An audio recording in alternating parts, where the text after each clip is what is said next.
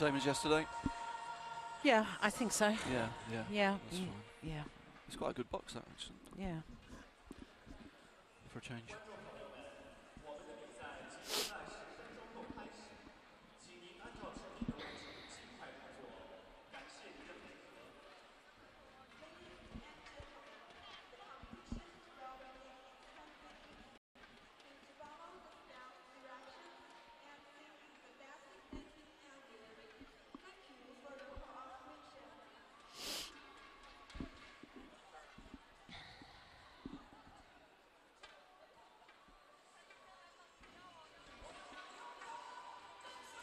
Have some last night, you know.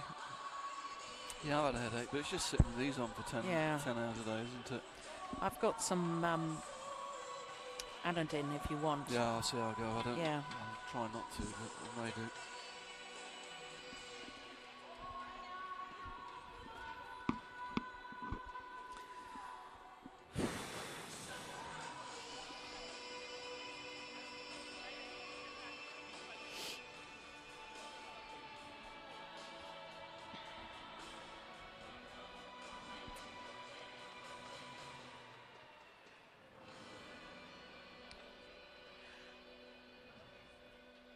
Well,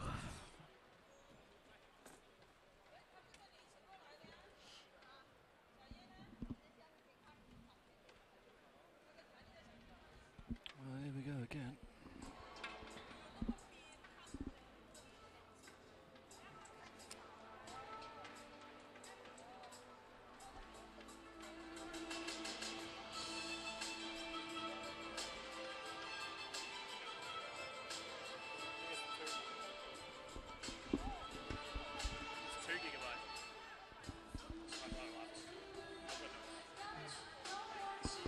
Yeah, because I've already saved some stuff on that. I've already saved some stuff on that, so there wouldn't be much space left anyway.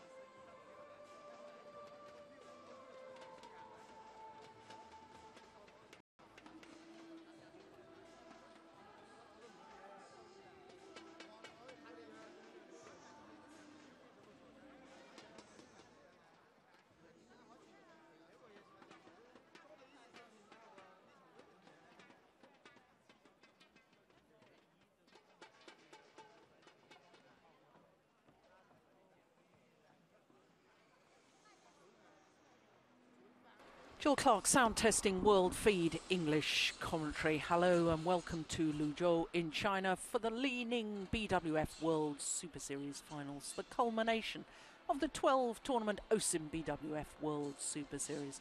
The top 8 in each of the 5 disciplines have qualified for these end-of-season finals, and today is day 3 of competition and the last of the group matches, and therefore the last chance to qualify for the semi-finals tomorrow. Jill Clark, sound testing, world feed, English commentary, sitting alongside Ian Wright. I'll turn it on, shall I? I'll turn it on to try and sound test it. Yeah, this is Ian Wright in karaoke mood today. Might hear a few tunes. Go on then, give us a little sample. No, I think we'll save it for later, but they're in the tank today. Oh, good-o. Well, the order of play for today, we're starting with a repeat of the World Championship final, men's doubles. Then we've got mixed doubles, and Zhang Nan and Zhao Yunlei up against Ahmad and Natsir. Then women's singles, and the number 1 seed, Wang Yihan, up against Juliana Schenk of Germany. Then men's singles, and Chen Long up against the former world and Olympic champion. Chen Long is the number 2 seed, isn't he? Number 2 seed Chen Long up against Taufik Hidayat. And then the last of our 5 matches this afternoon, another men's doubles, Asan and Septono up against Ku and Tan from Malaysia. Who have been replaced by Selvum and Ian, who are going to put more effort in. You'll have to speak up. Whoever told me that we're going to start in 3 minutes, if you can speak a little louder. Oh, I didn't hear that. No, exactly. I didn't hear that at all.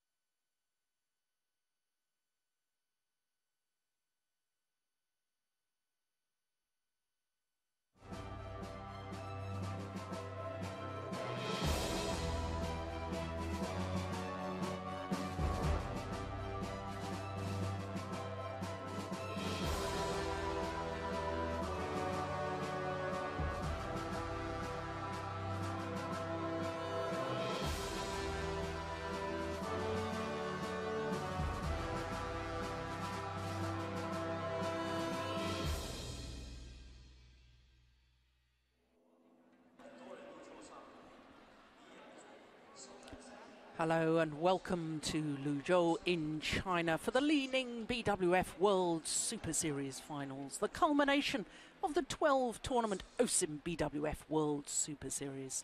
The top 8 in each of the 5 disciplines have qualified for these end-of-season finals, and today is day 3 of competition and the last of the group matches, and therefore the last chance to qualify for the semi-finals tomorrow. So looking at our order of play, that's all the tournaments that have been and gone, and as I say, this, the culmination of those 12. Well, we've got 5 excellent matches for you this afternoon, and we're going to be starting with a bit of a bang, because we're starting with men's doubles and a repeat of the World Championship final. Kai Yun and Fu Haifeng of China up against Go and Yu from Korea. Following that, we'll have mixed doubles and more world champions in Jiangnan and Zhao Yunlei in the mixed doubles up against Ahmad and Natsir of Indonesia. Then women's singles and the #1 seed Wang Yihan against Juliana Schenk of Germany. Then men's singles and the #2 seed Chen Long up against the former world and Olympic champion Taufik Hidayat of Indonesia. And then a second men's doubles to close out this afternoon's session. Asan and Septano of Indonesia up against Ku and Tan of Malaysia. So that really is a terrific lineup.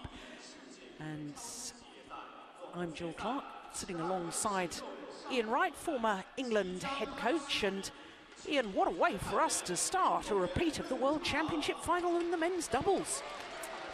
Yes, this is going to be really interesting. After 2 days of group play, it still comes down to a knockout situation. It's winner takes all in this match. All to play for both pairs. Yes, absolutely, because this is a Group A match with Kai and Fu as the #1 seeds. Ho and Yu, the Koreans, the second seeds within the group. And every pair in the group so far has won one match and lost one match. So the 2 matches today in Group A are quite simple. Whoever wins the 2 matches in Group A will qualify for the semi-finals, but it depends how they win as to whether they will top the group or come second. So this is very clear. This is winner takes all. So for Kai Yun and Fu Haifang, well, they had an unexpected loss on day 1 of competition. On Wednesday, they lost out to their teammates Chai Biao and Guo Zhengdong in 3 games. And then yesterday, they won once again in 3 games against the Japanese pair of Hashimoto and Hirata. For the Koreans, well, they were beaten by the Japanese pair on the first day, and if you were with us then, you will have witnessed that match. 3 games, and they were a little disappointing, I have to say. In the deciding game were the Koreans, which they went down 21-9. Made amends yesterday by winning in 2 straight games against Chai Biao and Guo Zhengdong, which actually makes them top of the group because they've lost in 3 but won in 2 games. So at the moment, the standings are Ko and Yu topping the group, but just to emphasise once again, that is really just academic, because whoever wins this encounter will definitely qualify for the semi-finals. Well, world ranking of 4 at the moment. The Koreans, they have been as high as 2, but we're looking at Go Sung-hyun, 24-year-old from Busan. His partner, Yu Young-sung, 25. And of course, their big win, or big result, it wasn't a win, big result of the year was reaching the World Championship final, where they lost out to their opponents of today. So the Koreans, who were #1 seeds at the Super Series finals for 2010 and ended up 3rd in the group.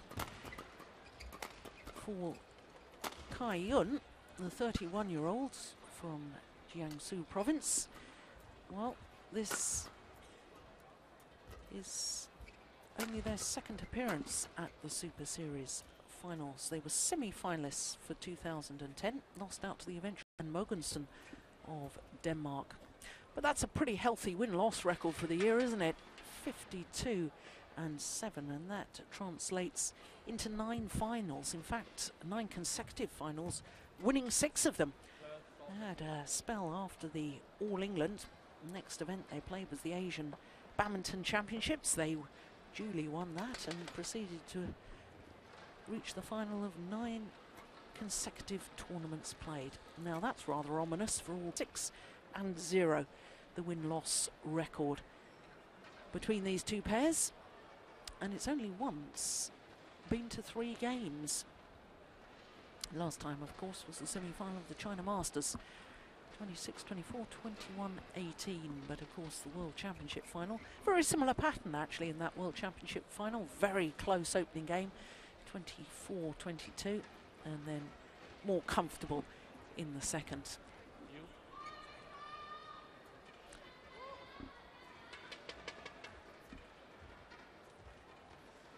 Tian Bingyi on the left as we look at them.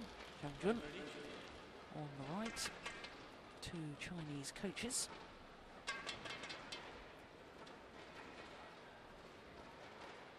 Ladies and gentlemen, on my left, Korea. And on my left, Kai Yun, China. Yu Yun Sung to serve, to Kai Yun, love all, play. So winner takes all in this men's doubles Group A match.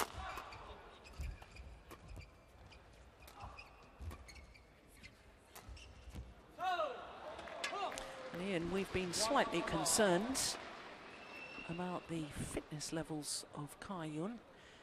He's got his left ankle heavily strapped when we were in Shanghai just a couple of weeks ago for the last of the Super Series events, the China Open. He and his partner actually withdrew from the quarter-final because of injury problems to Kai Yun. And he hasn't looked at his sharpest this week. No, I think that's a fair comment. He hasn't looked his normal self.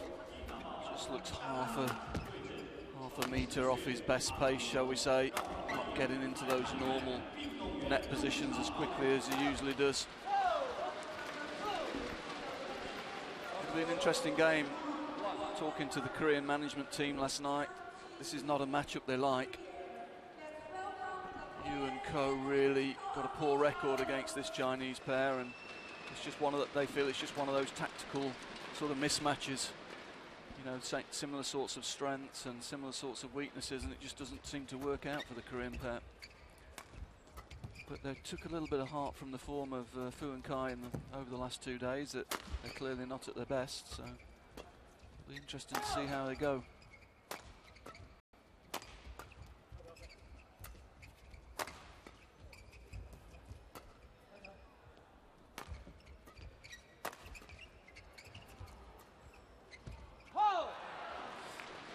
The early rallies, Jill, I just wonder today, it's a little bit cooler outside, a little bit cooler in the hall. I just wonder if it's going to play a little bit slower, the hall today. Both pairs seem happy at the moment to play counter-attack, work their way into the rallies. Here we go again. That's well placed smash though. Good angle down to the centre. Finding the weaker side of the defence.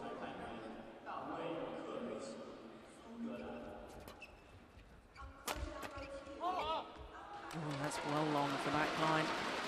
Again though, Koreans happy to give the first lift and then try and play off counter-attack. Missed it that time, but worked for them the last couple of points.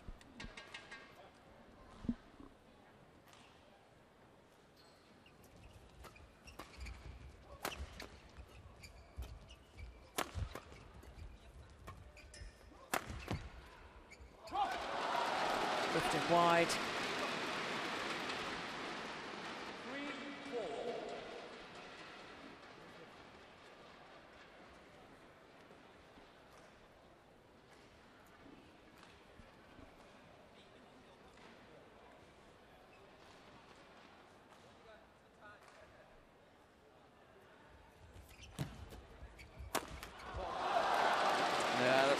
Seeing Kai Yun getting in early on the net, getting the shuttle going down, forcing the defensive lift, and the big power play from his partner in the rear court.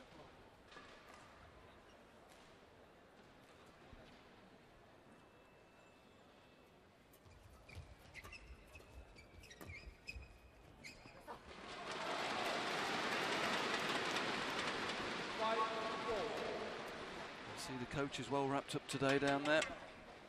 Yeah, so are we.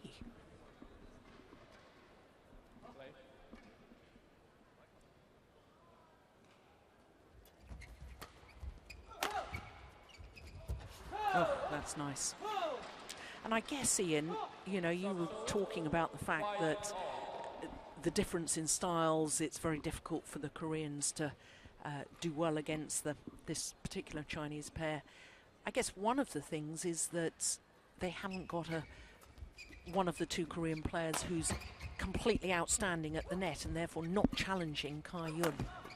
Yeah, both the Korean players are very good all-court players, and that gives them a lot of possibilities tactically in rotation and some little set plays they have it from mid-court. But as you say, there's not one player that tends to sort of read the game, you know, as well as Kai Yun at the front of the court. And that, of course, tactically in the last, as we saw in the head-to-heads, has given the Chinese pair a real advantage. Yeah. Whereas the other Korean pair, we're used to seeing Lee Yong-dae, who himself is outstanding player at the front of the court, and that's probably why the other Korean pair enjoys more success against the current world champions. Yeah, I think that's a fair comment. That's a good shot. That's where this Korean pair are good, from those mid-court positions. Very quick to change the direction and put pace on. If you play a little bit too flat against them, it comes back very, very quickly.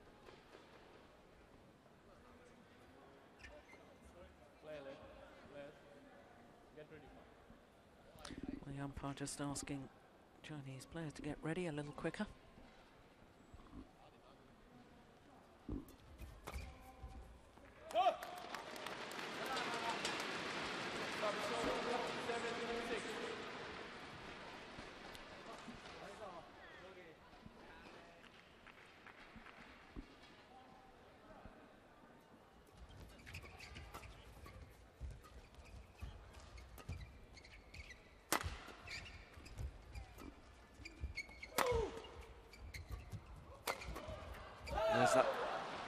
There's that aggressive defensive position again. We'll see it here. It's a little lift. Look how low he gets in his defensive position. And that gives him the opportunity to counter-attack directly with the first defensive shot.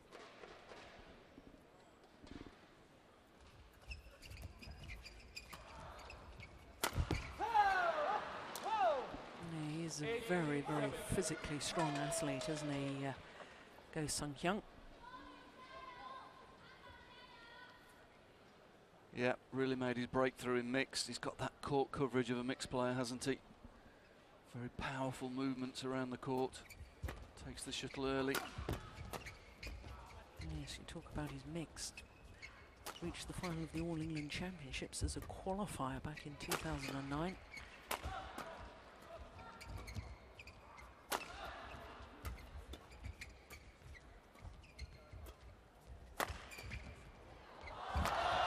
There's that court coverage.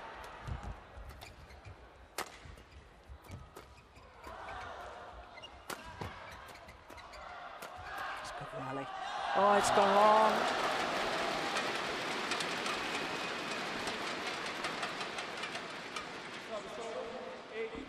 Yeah, it certainly looks half a metre slower, I think, the haul, Jill. All four players having problems putting the shuttle away. Not going to be many points won from the rear court, I think. It's going to be a real question of playing to get your partner in. You have to finish from the forecourt in these conditions.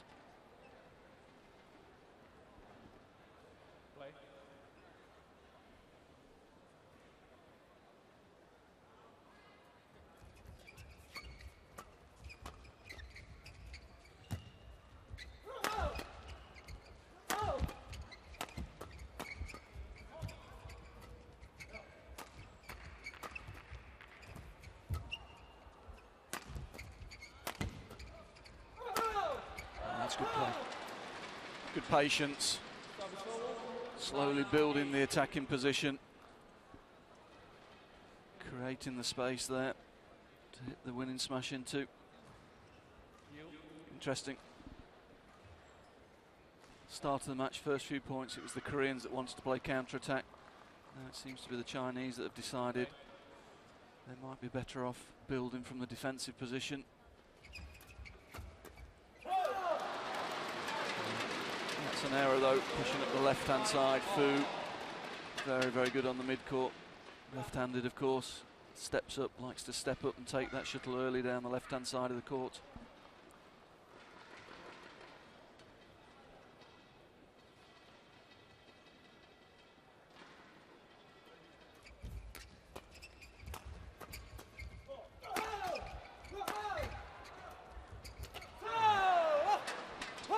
Two big smashes, forcing the Chinese pair into deep defensive positions.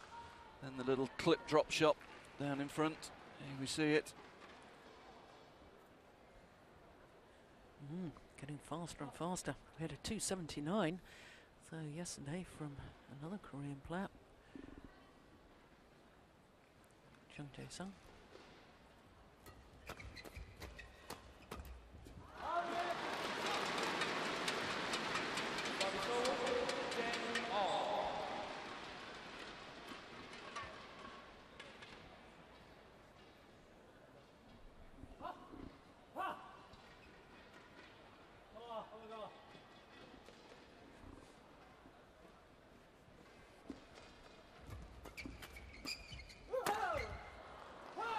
Good finish, but good example there, that last point, Jill, of what you were talking about. You had a really good chance to finish in the forecourt.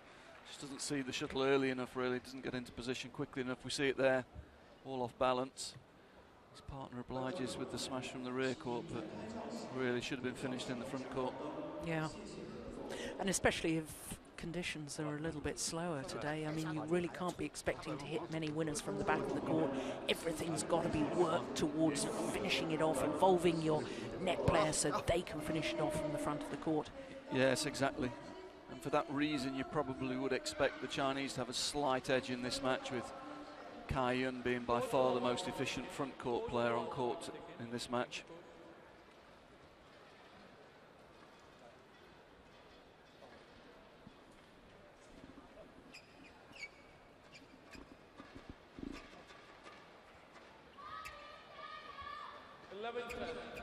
Play. So 11-10.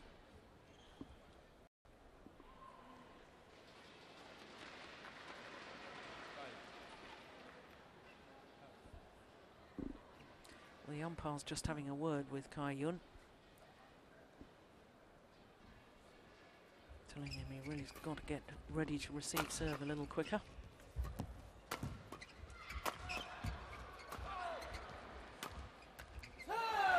Goodness, completely mistimed the shot.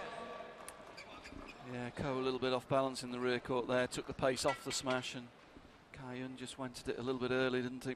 Mistimed it completely.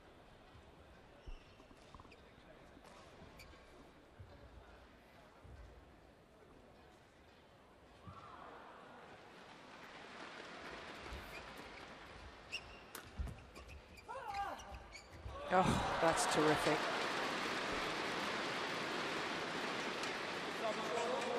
And the change of pace. He actually played it from about the mid-court area, didn't he? But he was already following forward. Therefore, the threat of the big smash.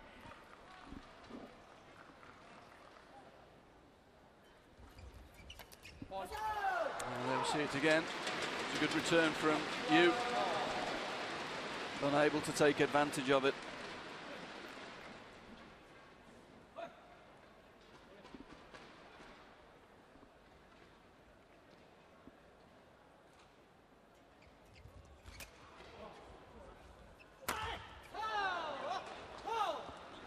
Yeah, super tape return there from Ko. Rolling the shuttle off the top of the net. Great control.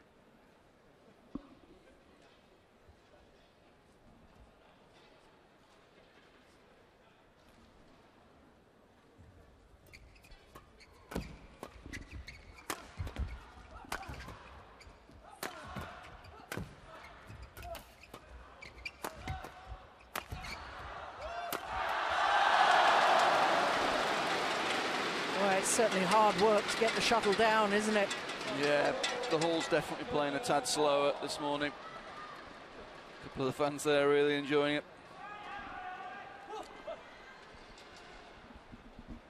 Yeah, conditions look a little slower. Players having to work really hard from the rear court to create any advantage.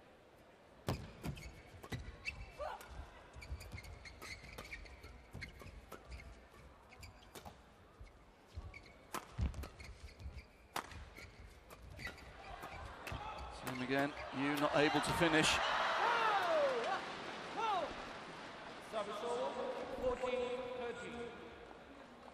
Korean should have won this point a lot earlier. There's a much easier chance early on in that rally for you. His racket work's just not quite quick enough, is it, at the front of the court? Just doesn't see the shuttle as early as a lot of the other top players. A very good player, a very solid player. Just slightly slow reactions in the front court.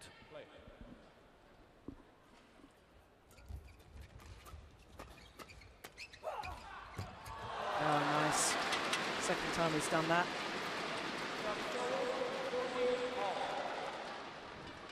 Yeah, one drive, forcing the Koreans back in defence.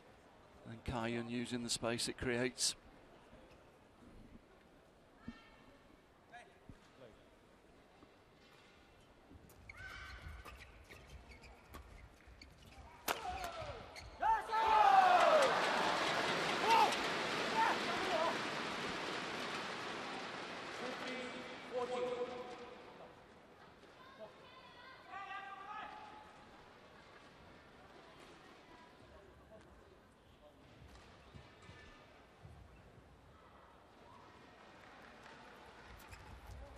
Great return.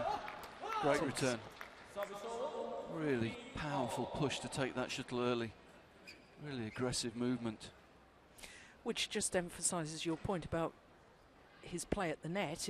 It must be his vision, his understanding of the game, because he's certainly got the physicality to get in there quickly and play the winner, play the kill. He does it on a return of serve, but can't do it within the rally. Yeah, just didn't quite read the game as quickly as some of the other players.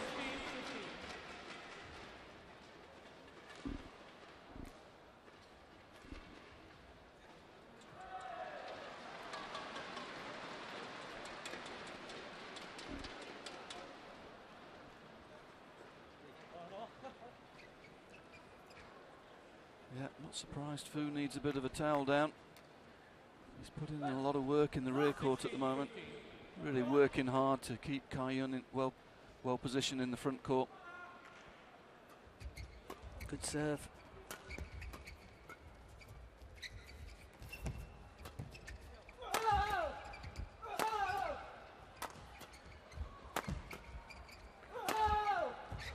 And so again, you had drifted off the net there when the chance came.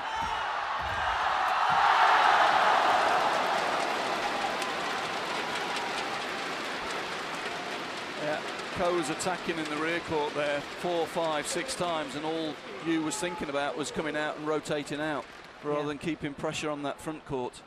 And in the end, they paid the penalty for it. When the chance came up, he was way too deep. Kai-Yun will always take advantage of space like that.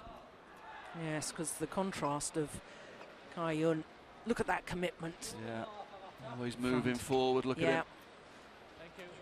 He knows where the points are going to be won. Yeah, they're desperately deep in defence, weren't they?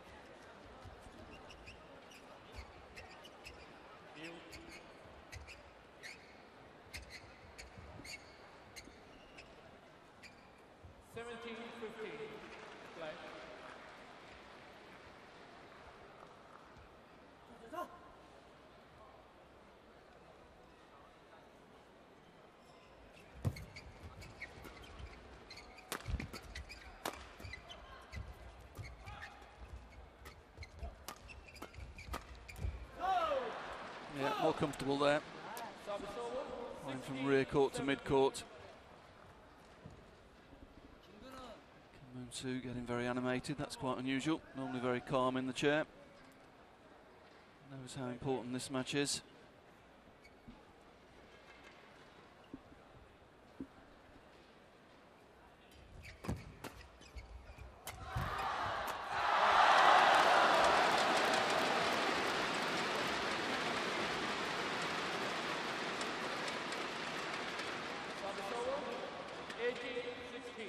Nice play. Ku committing one side. Kai-Yun committing one side. Fu stepping up on the other side. Reading the play well. Yeah, it was interesting when Kai-Yun actually went for the interception and the attempted kill on the forehand side. Fu Haifeng was virtually standing on the tee. Brought his base position so far forward.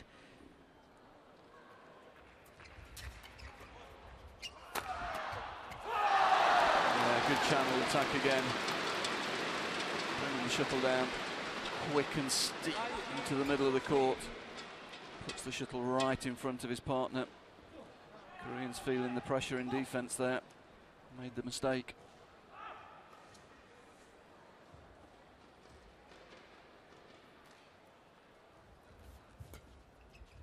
No, he's missed it.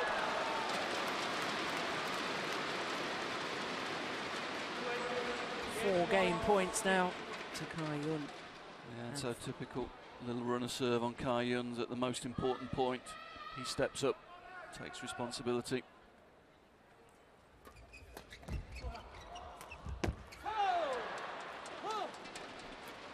That's nice though.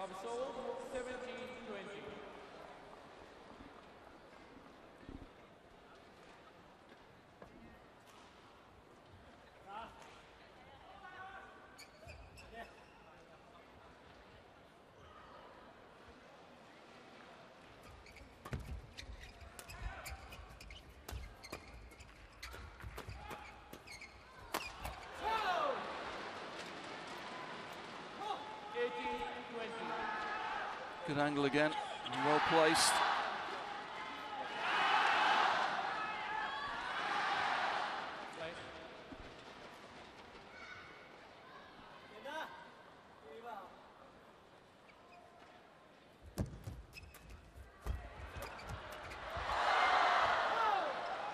More commitment that time from Yu Young-sung at the net.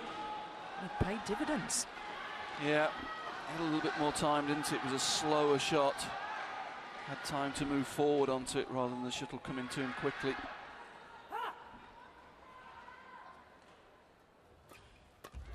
Oh, that's a good shot.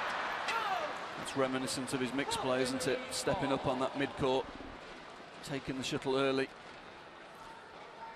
Well, that's 4 game points have been saved by the Koreans. It's 20 all.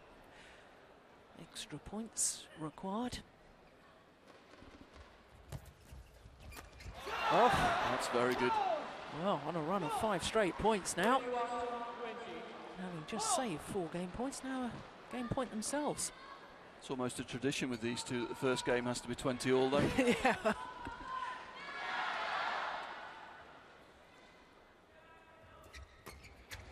Oh, that's good doubles. Great serving under pressure there from Yu. Really stepped up and took responsibility there. What an incredible comeback. That's and all credit to the Koreans. The Chinese looked quite stunned by that. I think they felt they'd won that first game. Yeah. It was tremendous play at the end there from Yu. So there's confirmation. Go and Yu take the opening game, 22-20 in 21 minutes of play.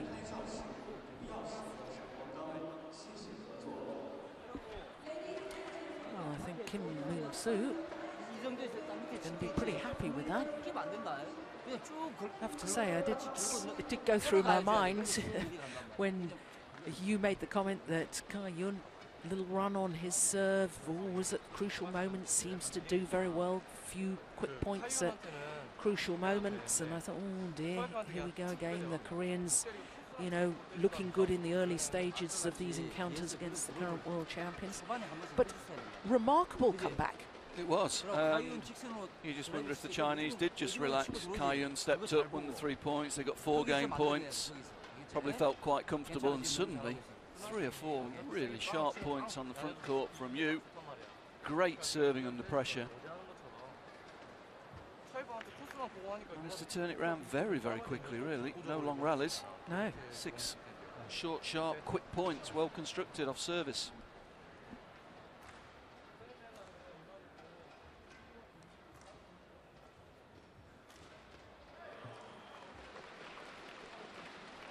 Second game, level, play.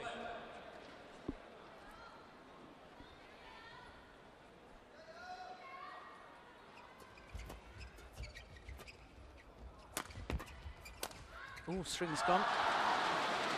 Well, broken string gave him an even better angle than he was trying for, I think. Shuttle seemed to shoot down off his racket, didn't it?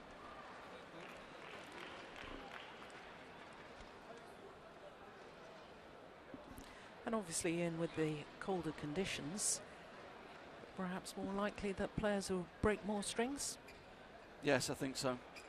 Speed of the ball slightly different. We've seen quite a few mistime shots in this match so far.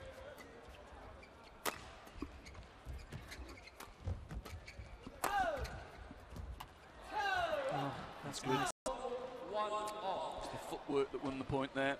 Rack it up, stretching to take the shuttle early, fixed the Chinese deep in the court, used the space really well.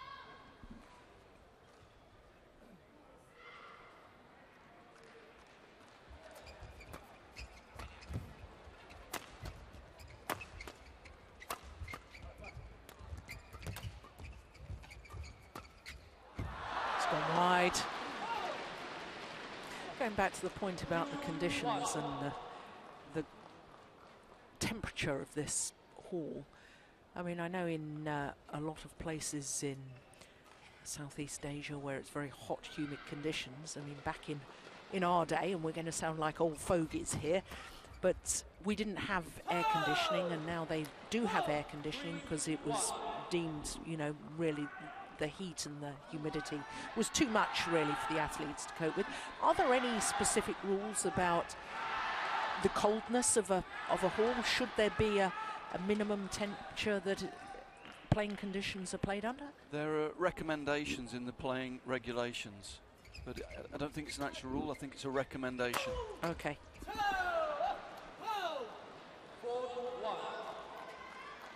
Because they really are. I mean, you look at the coaches there, all racked up. I've got my 2 pairs of socks on again today, and it really is very chilly.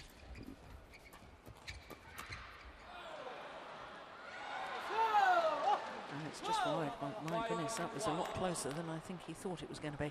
Yeah, it doesn't seem quite as much left to right drift so far today, which has been very pronounced so far this week.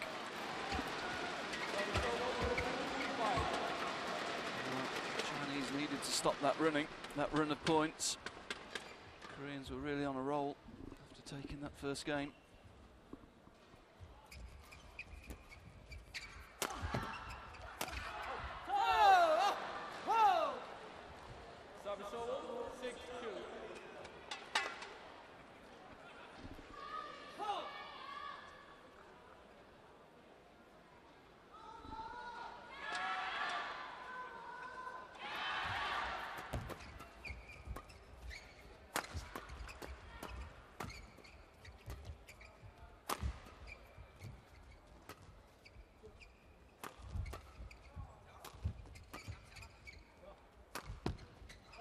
Just wide. Yeah, taking the pace off the smash. No real need to go for the line there, I'd have to say. That's an error.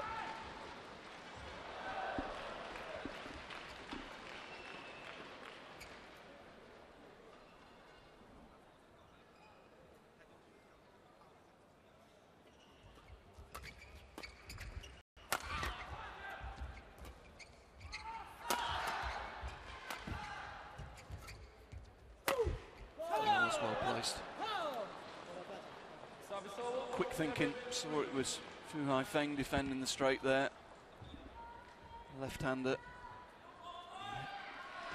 Knows he likes to line up to defend on the backhand side. Switch the direction of the smash down the forehand wing. Fu Haifeng couldn't deal with it.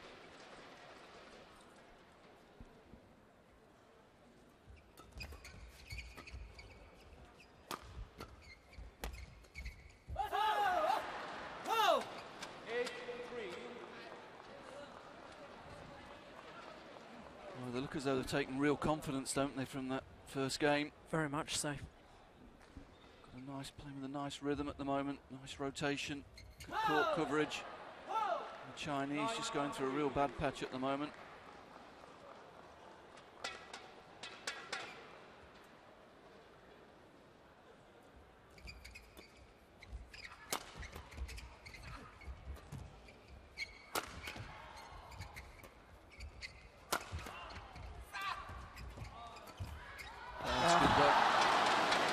Fabulous.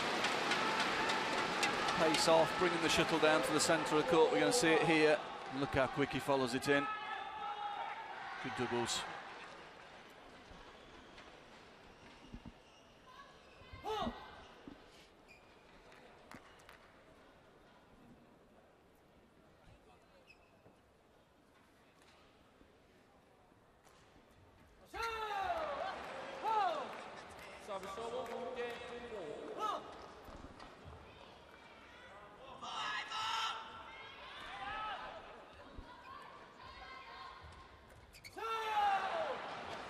Wow.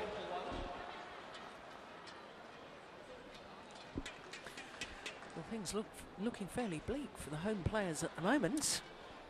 Well, home crowd will be disappointed if Fu and Kai go out before the semi-finals. But at the moment, they just look a little jaded, don't they? Yeah. Decision making's not great. 1 or 2 errors on serve and return. Yes, and how they... Rather shaken, losing that first game from such a winning position. Yes, even 4-time world champions can lose concentration, lose belief. Yeah, they look really deflated, don't they, after that first game. It's going to take a big turnaround now to keep them in this tournament.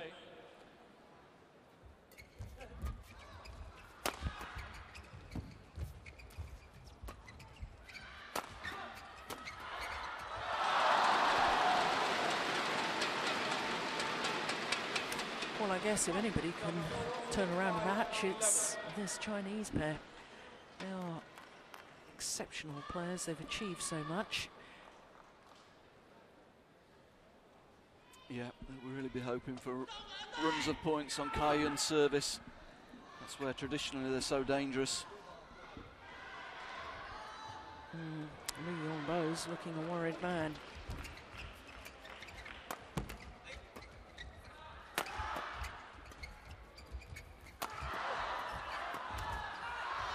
That's good defense.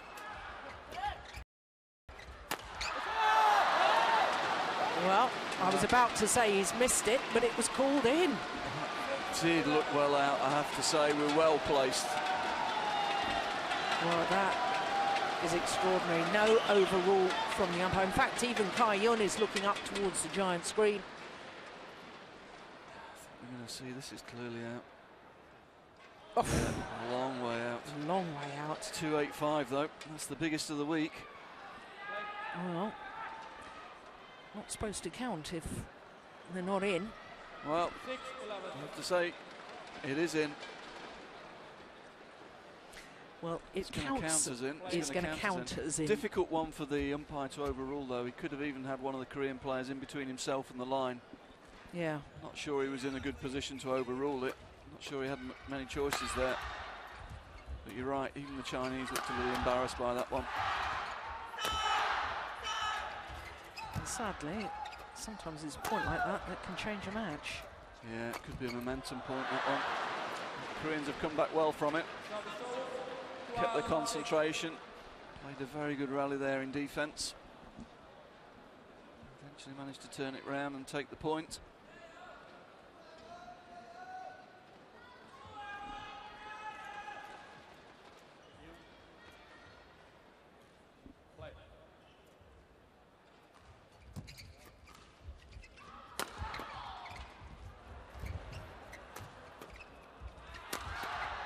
Oh, strings have gone.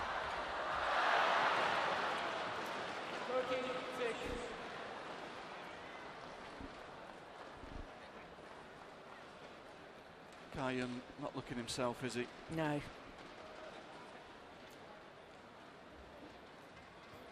you say, looks like he may be carrying an injury from Shanghai. But he's certainly not quite up to his usual standards. Unusual to see him have a poor game, but he has missed 1 or 2 that you'd normally expect him to take.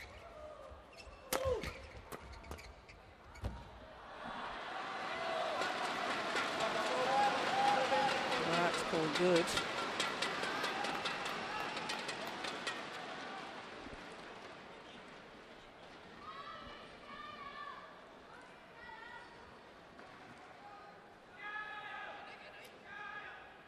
Yeah, plumb on the line.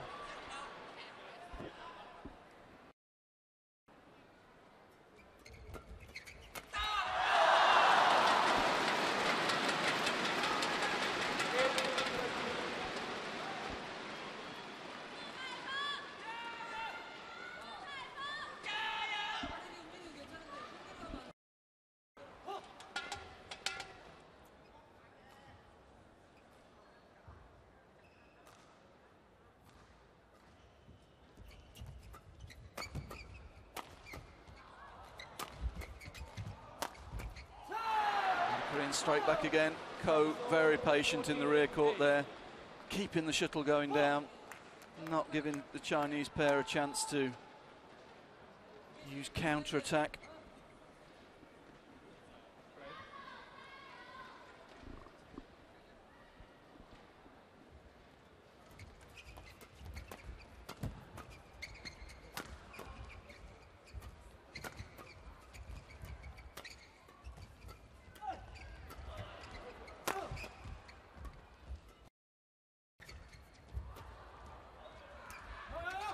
Great drop shot. And again.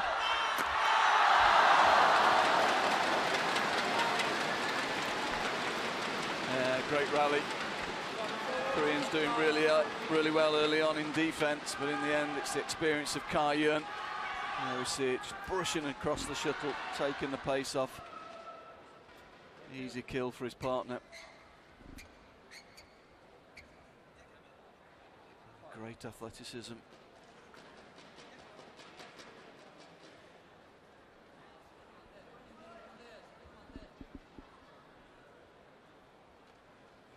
I'd say Ka Yun looks really tired at the moment.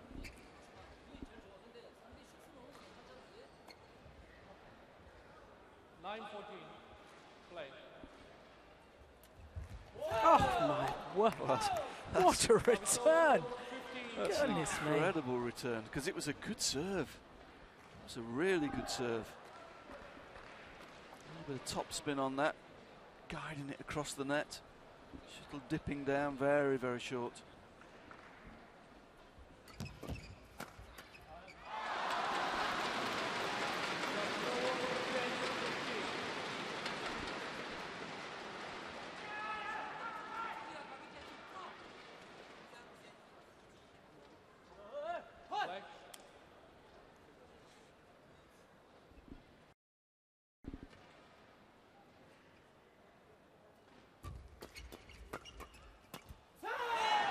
Slight hesitation there from Fu Haifeng. He thought perhaps Ka Yun was going to move forward and going to intercept. And that hesitation cost him dear.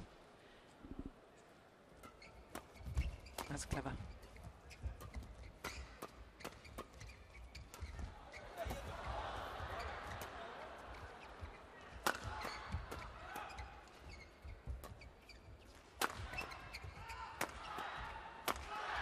Oh.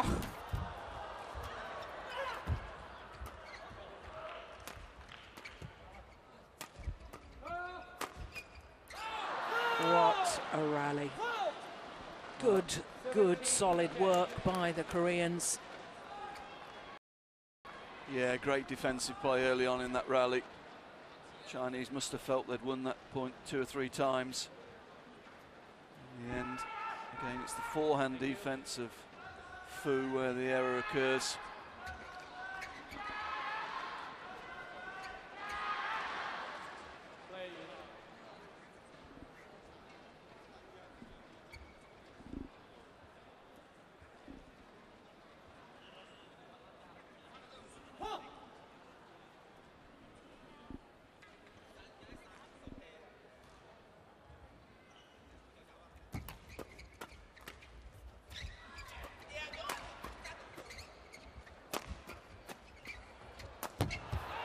Good doubles again.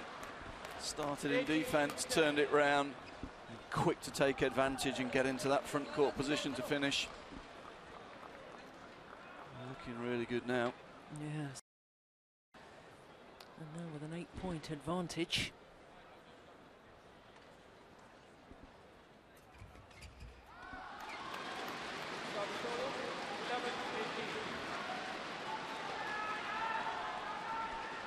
Desperately need a runner point.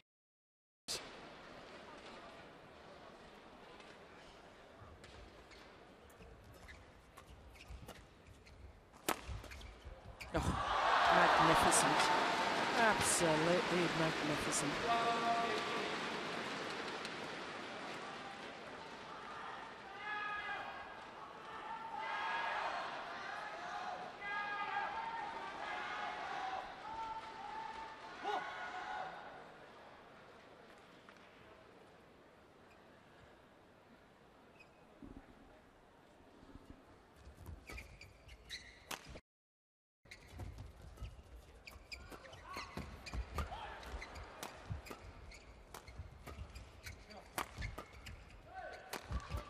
Patience attack from the Koreans, not forcing the play. They've got a good lead.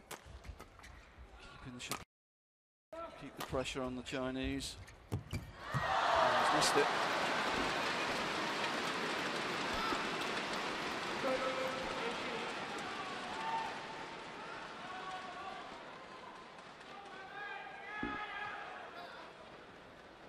Saw the space, couldn't convert.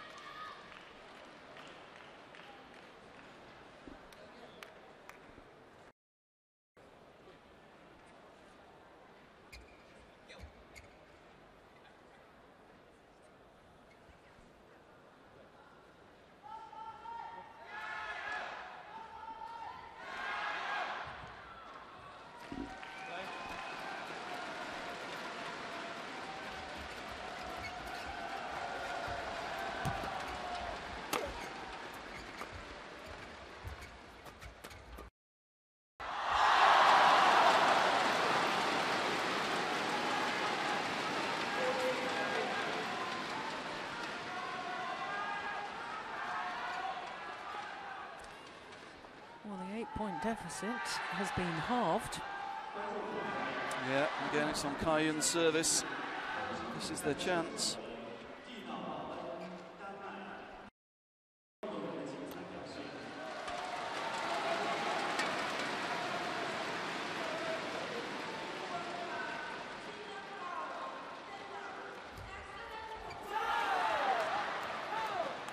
That's a big miss though.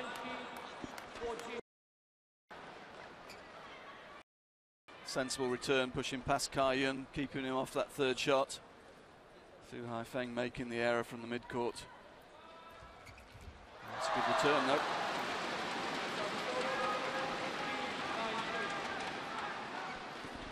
Well, we saw the Koreans with a run of 6 straight points to save 4 game points and then close out the opening game. There's 4-point deficit. It's not inconceivable. Good return though, the attack.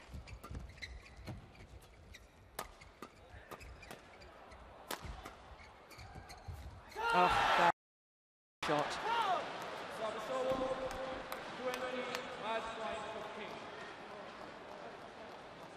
Yeah, see him just cutting across the shuttle, controlling it down the line.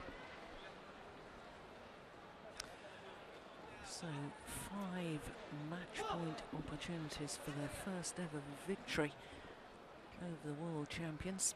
And if they convert one of these, the world champions are out of the tournament.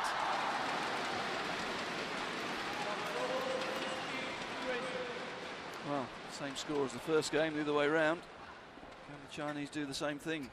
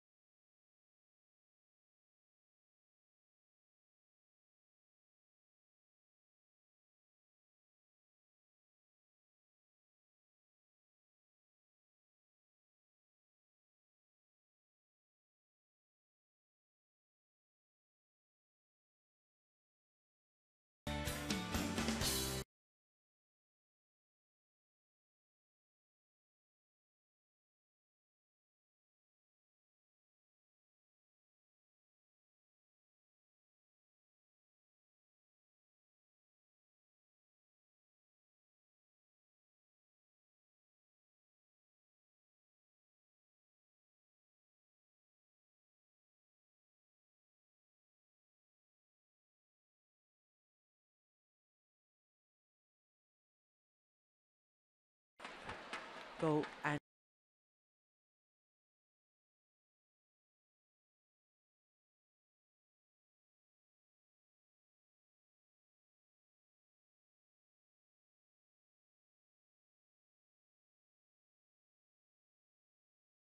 pairs and players in all 5 disciplines. Well,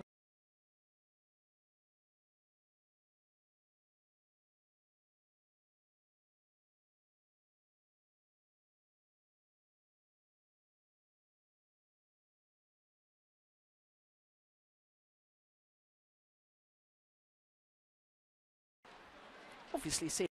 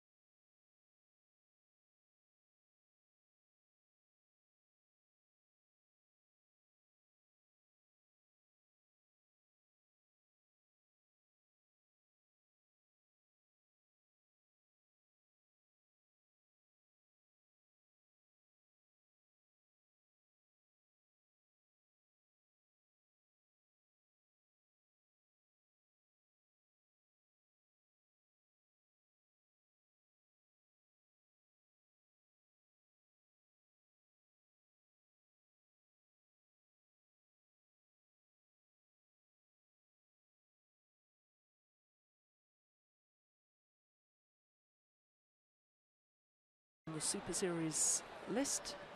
10 tournaments, 10 of the 12 they played. Missed Hong Kong because they were busy winning a gold medal at the Southeast Asian Games in mixed doubles, and also missed the China Masters. But earlier this year, the Indonesians reached number 2 in the world rankings. A couple of spells at world number 2, a total of 9 weeks. Well, the Indonesians really had a wonderful run in the middle of last year. 4 consecutive finals, winning 3 consecutive titles, the India Super Series event, and then the Malaysian Grand Prix Gold, and then the Singapore Super Series, and then the following week at the Premier Super Series event in Indonesia. They reached the final, and they lost in that final to their opponents of today.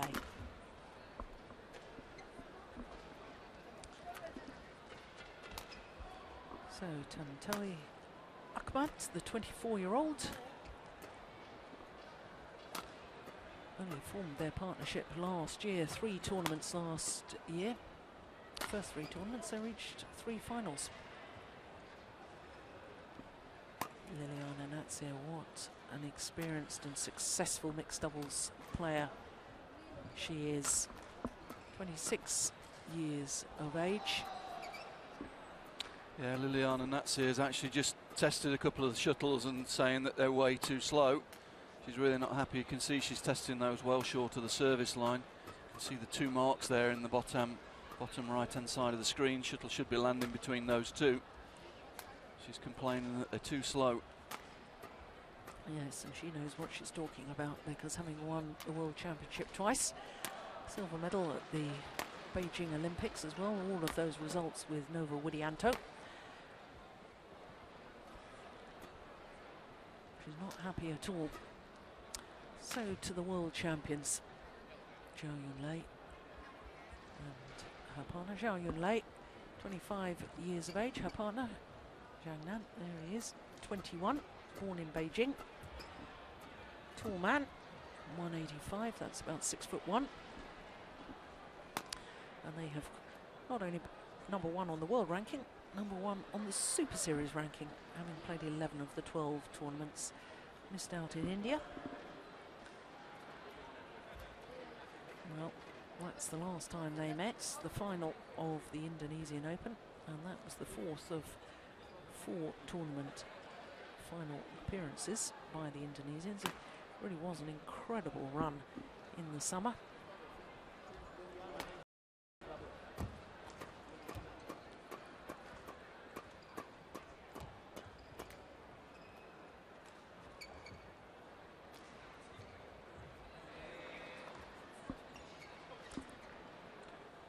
So, the Indonesians, as we have a look at our court officials for this mixed doubles encounter, Indonesians 7 finals this year, winning 5. Pretty good record, isn't it?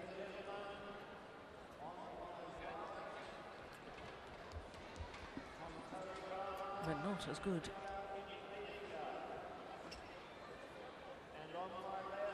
7 titles, won every final that they've reached this year, which suggests that the world champions are indeed big match players.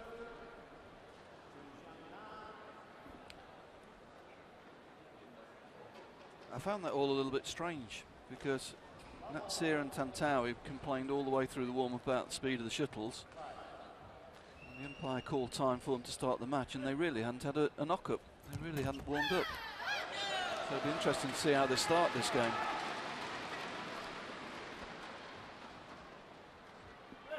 Yes, interesting also. We made a lot of comment yesterday about the fact that they didn't have a coach sitting behind the court, and I'm looking down behind the court now, and once again there appears to be no coach.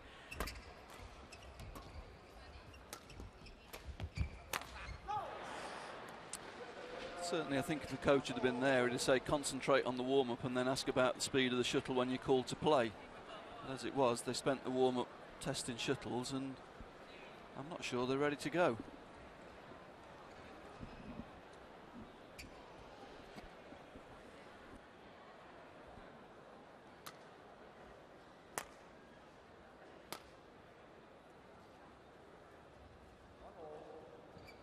Yeah, Natsir still not happy with the speed of these shuttles, you'd have to say. Again, taking the opportunity between the point just to test it.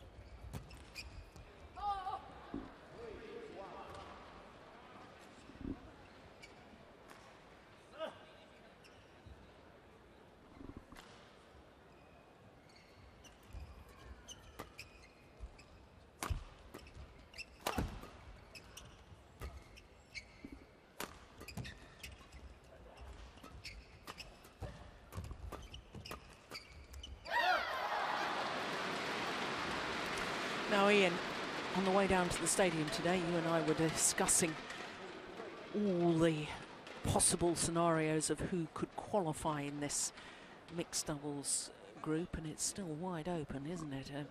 But one thing is certain, is that if the Indonesians want any hope of qualifying, they have to win this match.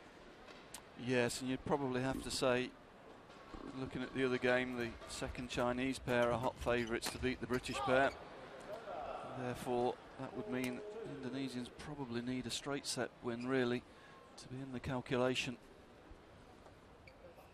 Yes, because it all gets quite complicated. Obviously, a match win is the most important thing, but if two pairs have the same number of match wins, then it comes down to the difference between number of games won and lost. So if you've won in 2 straight games but lost in 3, that's obviously produces a better win-loss game record than winning and losing in 3 games. And then if everybody's still equal again, If it's two pairs that are equal, it's a simple head-to-head who won between those two pairs. If it's three pairs that are still equal, then it comes down to the number of points won and lost. And it really all does get very complicated indeed. We're leaving you in charge of the mathematical compilations of that, Ian. Thank you very much. A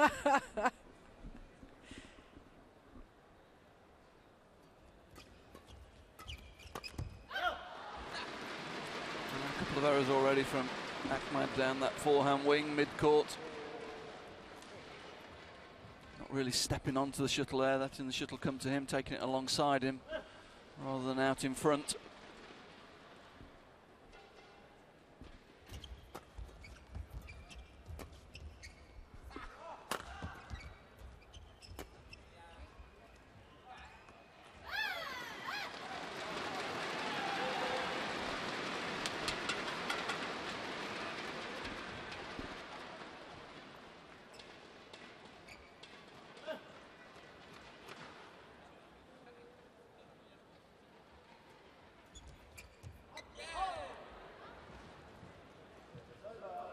Good return.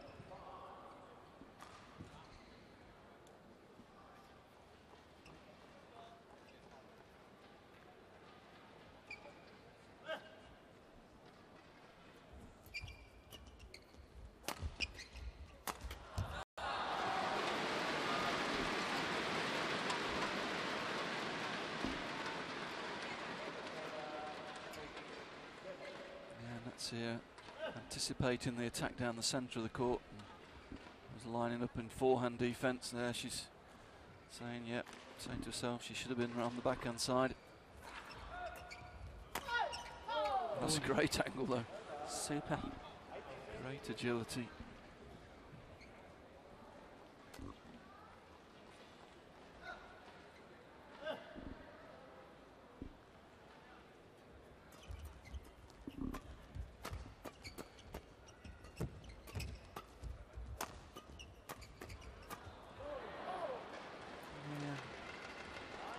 Worked. Yeah, we saw this in the first game yesterday, didn't we? It was Natsir getting in and dominating the front court. Got them off to a good start against the second Chinese pair. Gradually the Chinese pair were able to direct more and more shuttles to Ahmed, keep Natsir out of the game. And that's what changed the situation.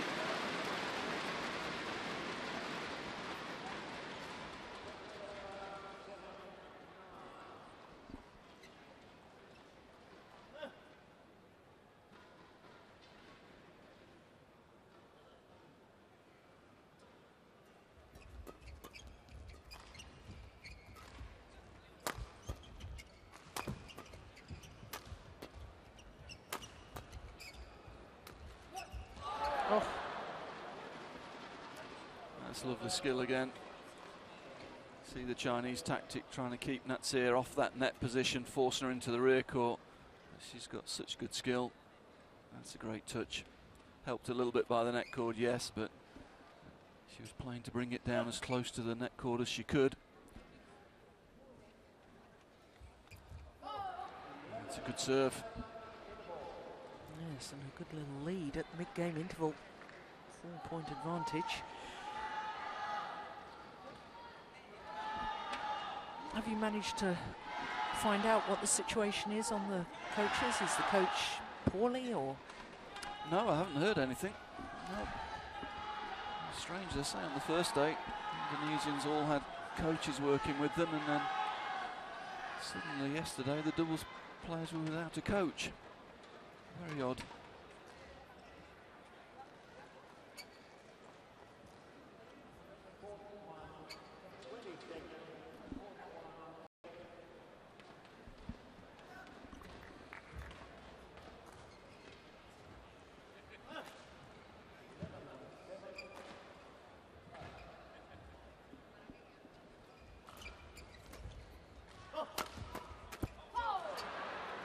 Yeah, just snatched at that a little.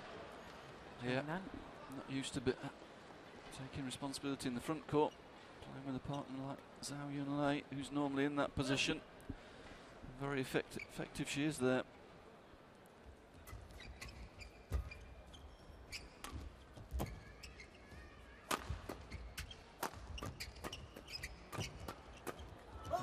Natsir who gets in, forces Zhao Yunlei off that net position.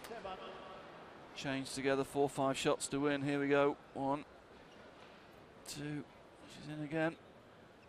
Good. See the change of direction with the third one across the defensive position of Zhao.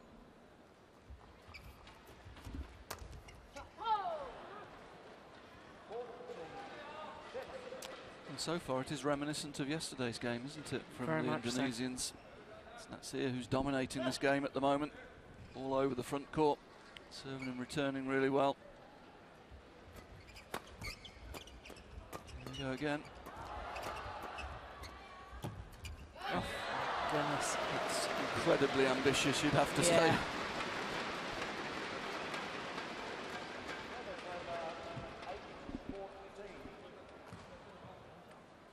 No, made a complete mess of that, I'm afraid. And he knows it. Maybe watch Lee Yong-dae late yesterday evening, because Lee Yong-dae played a beauty like that. Yeah, not sure he's in the same league though. Yeah,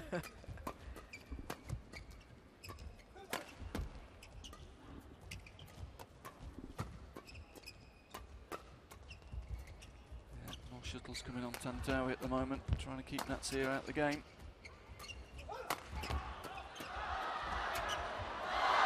Yeah. Concerted effort there to put pressure on Tantawi, and in the end it was his defence that cracked.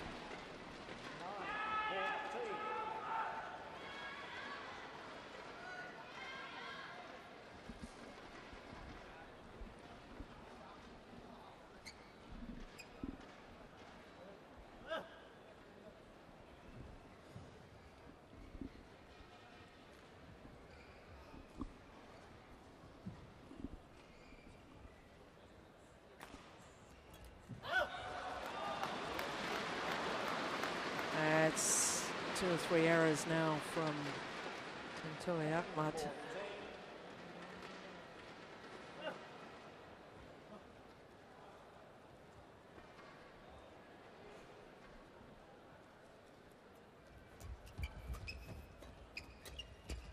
And again, pushing through Natsir, aren't they? Trying to keep her out of the game now.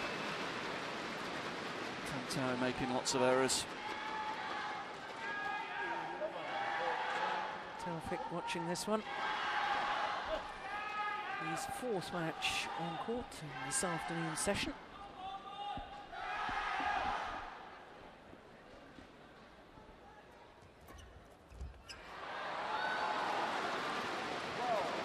Well, I've got a feeling he touched that.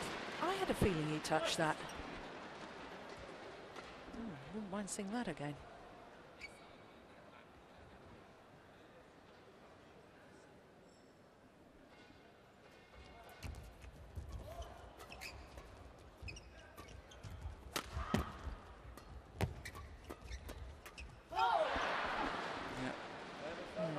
Be relieved to break the run there, because that was 5 straight points.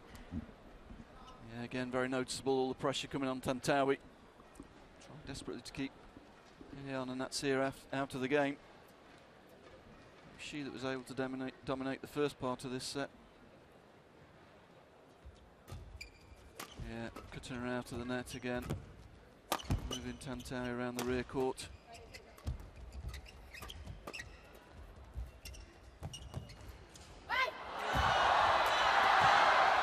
Going wide.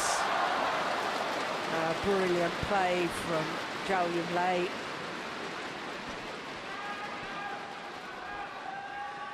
Yeah,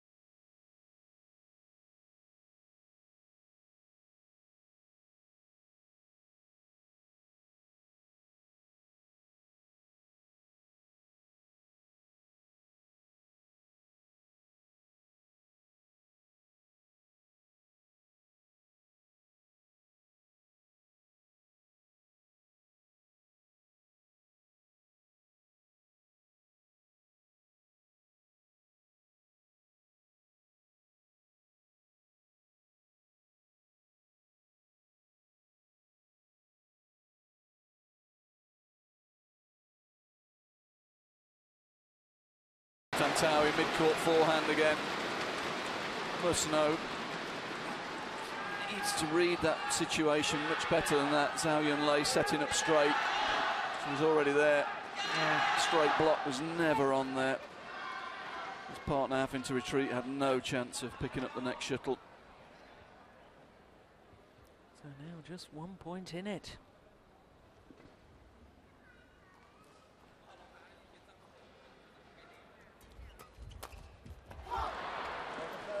It's better, he's changed the direction this time.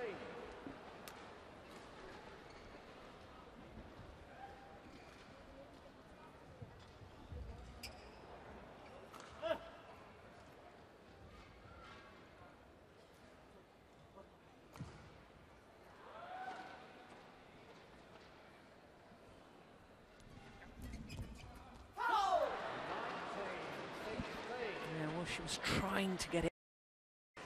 Liliana Natsir. But Natsir still, with the shuttle gone past her, still had the racket head control.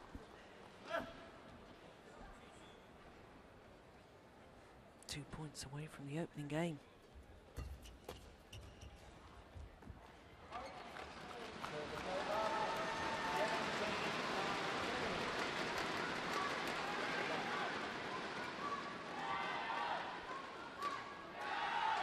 Well, the umpire, I can tell you, is having a word with Zhao Yunlei. It was the correct call, but the umpire very quick to spot that Zhao Yunlei was spreading her arms out wide to indicate to the line judge that the shuttle was out, and that's deemed to be trying to influence the line judge's decision.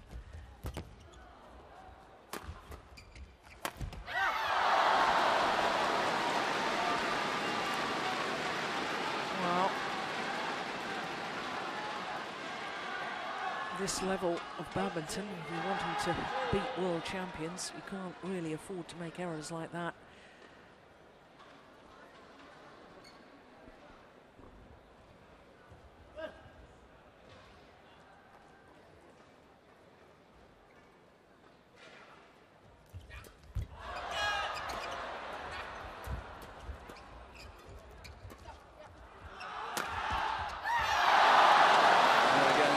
Of Tantawi that cracks under pressure. In mixed doubles there, you'd normally maybe expect the male player to look to attack the female defence, but in this Indonesian combination, I think Natsir defends a lot better than Tantawi. Yeah. Technically, she's much more accomplished player. So, back level, 19 all.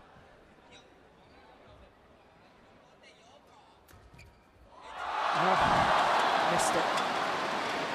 Error on the return of serve. And the Chinese pair now on a run of 4 straight points. And now game point.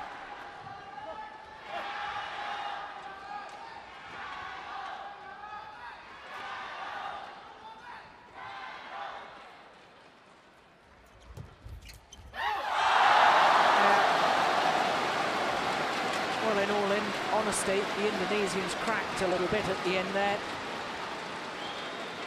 but that's to take nothing away from the world champions, who at the crucial stages were solid.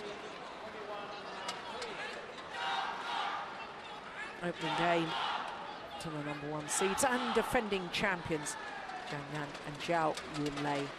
21-19 in 19 minutes of play. You've got to feel that the Chinese coaching's going to be relatively simple here. Keep Natsir out of the game in the forecourt, push through to Tantawi and keep the pressure on him. Because he's not having his best day at the moment. Made a lot of unforced errors. Technically in defence, he looks all at sea. You've got to think it won't have gone unnoticed by Zhang Jun. No, of course. Zhang Jun, twice Olympic champion, once world champion.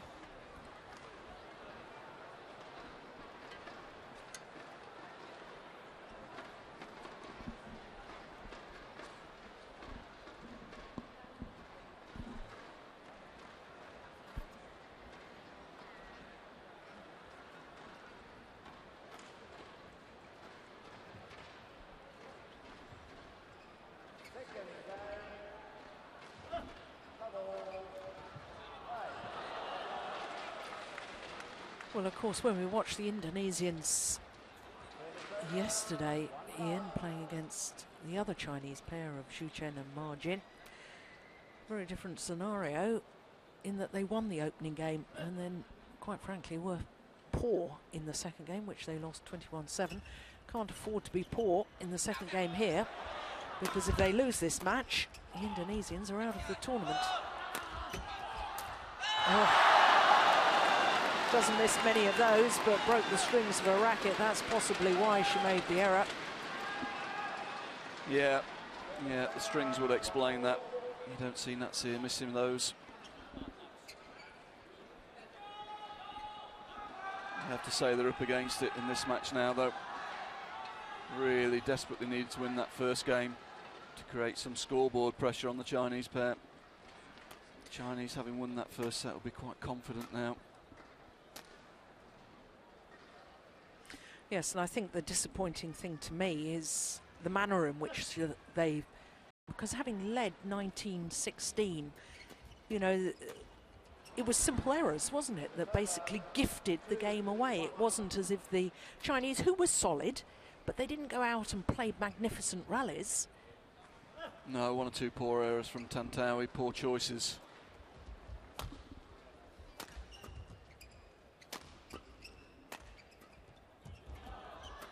He just tends to be static. He's a bit of a shuttle watcher sometimes. That's here, played 2 shots in this rally and he hadn't moved. Doesn't fill the space. That's a good shot though. Got up, took it early. Fixed the Chinese players in a deep defensive position. You will see it. Gets up early. Good deception.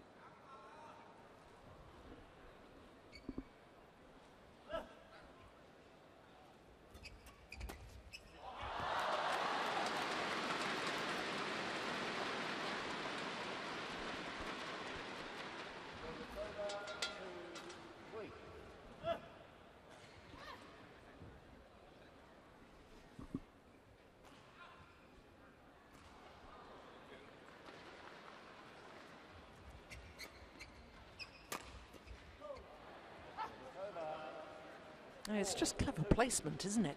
I mean, it wasn't a powerful smash at all. Very, very clever placement.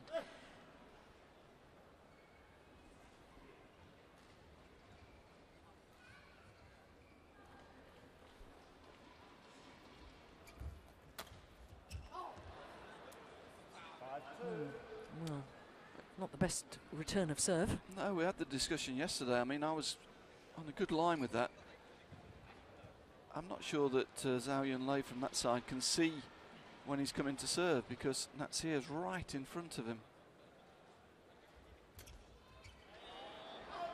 They do score a lot of points off this serve. We'll maybe see it here. The position that Natsir takes up, she changes sides with the service, and she disguises the position, Ahmed's position a little bit when he's serving.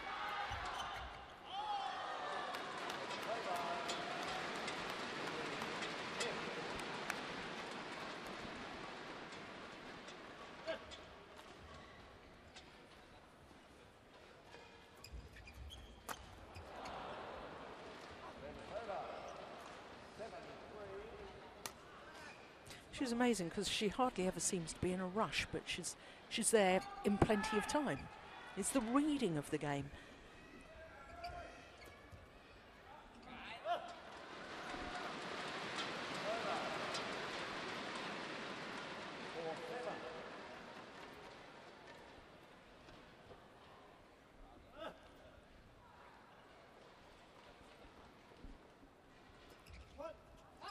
Service fault called. Struck above the waist.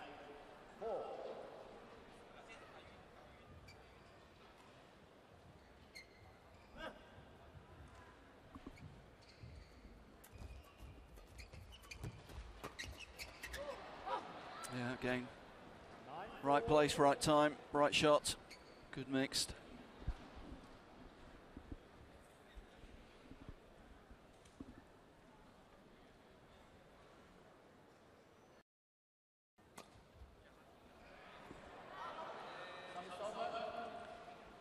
Flick serve is just long. Unfortunate for the German, because she had gone in the wrong direction.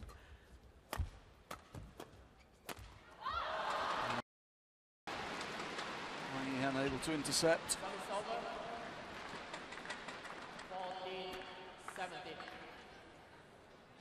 Yeah, just shadowing that she needed to go higher, go over the top of the advancing opponent.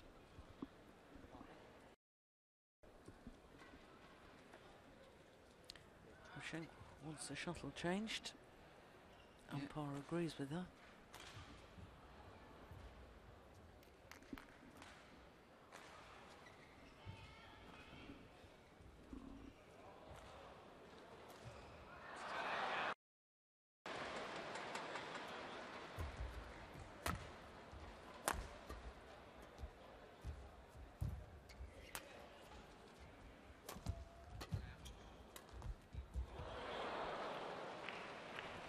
Nice shot, nice angle, helped a little bit by the neck. That's what she was trying to do, play short to that forehand corner.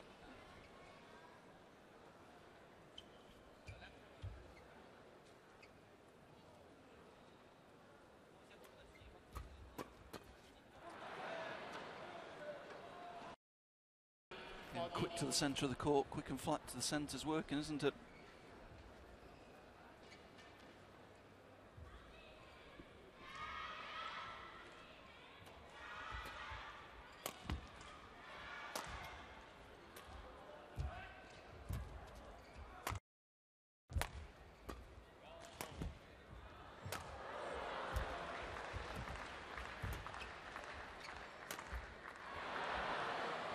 Again, solid rally, keeping the pressure on a Chinese opponent.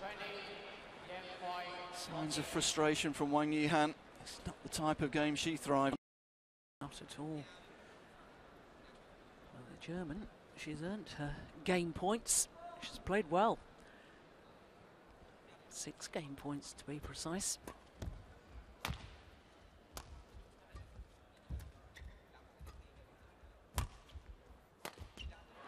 Yeah, her first opportunity, greeted with almost silence from the crowd. They're absolutely stunned. Yeah, we're not seeing the images yet, but real signs of frustration from Wang Yihan. Thumps her bag down at the change of ends.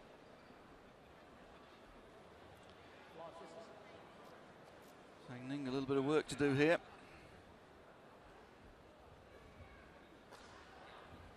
Schenk wrapping herself in that towel, trying to keep the body heat in. Really is quite cool in the hall today.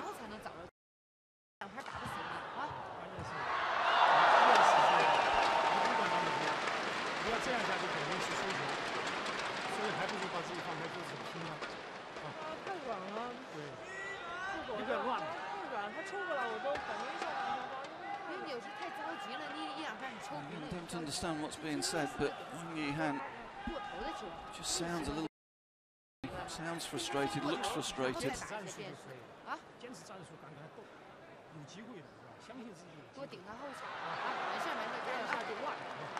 Yeah. Well, when you think that Juliana Schenk started her campaign here at the finals, losing to Tina Val, 21-12, 21-11. Well, she's improved as the tournament has gone on. Yeah, she's got a lot of experience now, Juliana. She knows she won't leave that in a memory bank. She'll have erased that one. She'll be thinking forward, trying to come up with a positive tactic for each match. And so far, she's played a very tactically astute game here. And body smash.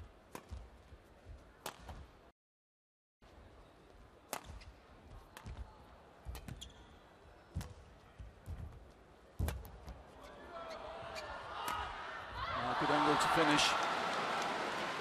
I think that's the tactic we're going to see from Wang Yihan, though. More fast clears to the rim. Schenk off balance, create some space in the front court.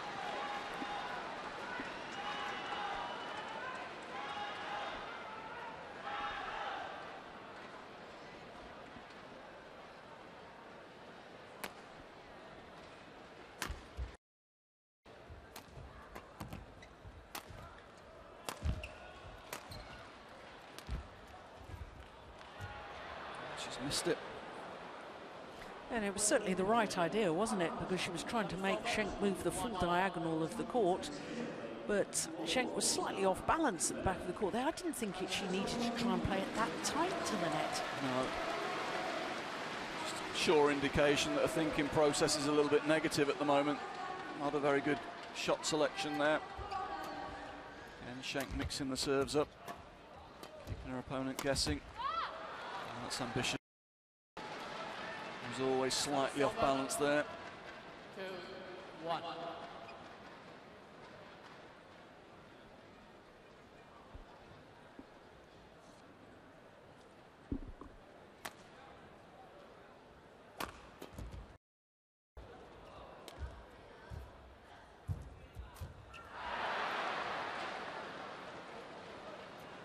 We've seen it a few times already, haven't we, when Wang Yihan is playing net, Schenk's playing second net, not wanting to use the high lift. Wang Yihan time to get behind it and use her attacking shots. Takes the risk, plays the second net, gets the mistake from her opponent.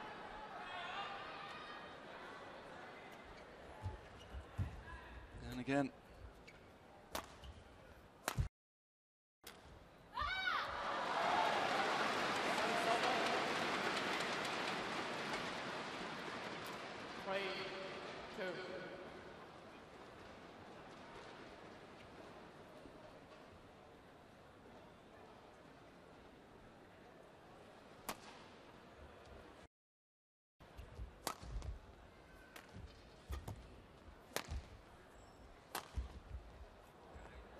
No, just wide. Yeah, Schenk judging the conditions very well. Realised that that shuttle would drift out the side with the conditions here.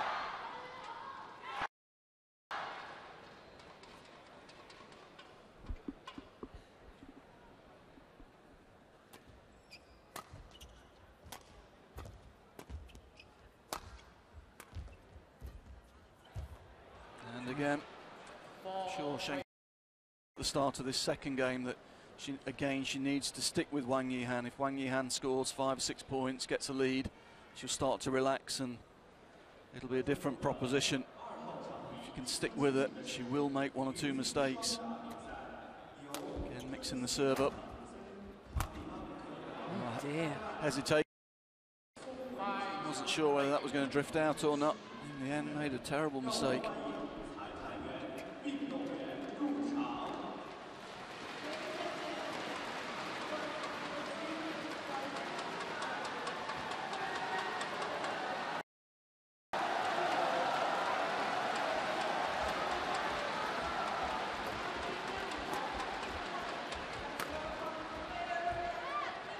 Yeah, a little bit short from Schenk there, a little bit off balance in the rear court. So she is a little bit short. That gives Wang Yihan the chance to use her angles and her power.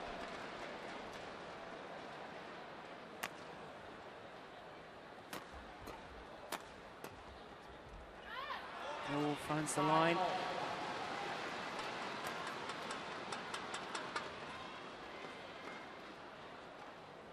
Wasn't of shots, but very effective.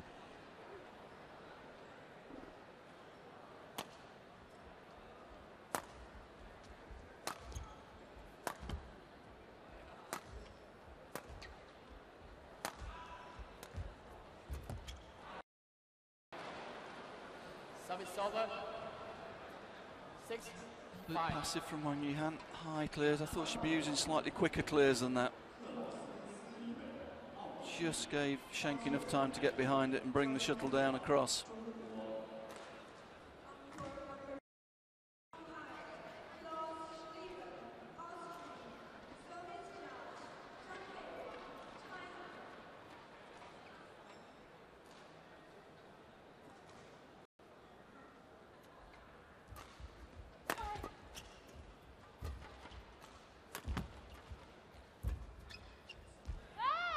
It's drifted out.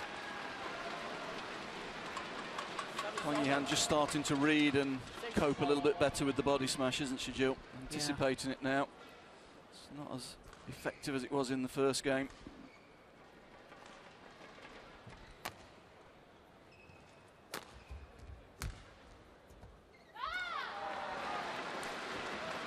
by my calculation, all Wang Yihan has to do is win this match and she will qualify. Now that we know the other match in this group, the down one in 2 straight games. If she was to win, she and Tina Baum would qualify, is that right? I'll trust you. I thought we were leaving all the mathematical calculations to you. You've got the scores over there. Yeah, so it's all still very, very important. And that's perhaps why... That's a super shot. It's a great shot, but, you know, you've talked about the fact that Wang Yihan, you're surprised that she has more fast clears, and I think that, to me, it's always a sign that she's a little bit nervous when she plays negative badminton. Yeah, absolutely. Schenk's just kept her guessing. She's played a very clever, strategical match so far. Played with a nice mix and direction, changes of pace. Wang Yihan's never really found a rhythm. Oh, good defence. Oh, she'll be disappointed there. Ready. Open court, really. All she had to do was get it over and in. It would have been a winner. Great defence. Yeah. Great agility to pick that one up there. And she read that so well. Oh. Yeah, really disappointed, I think.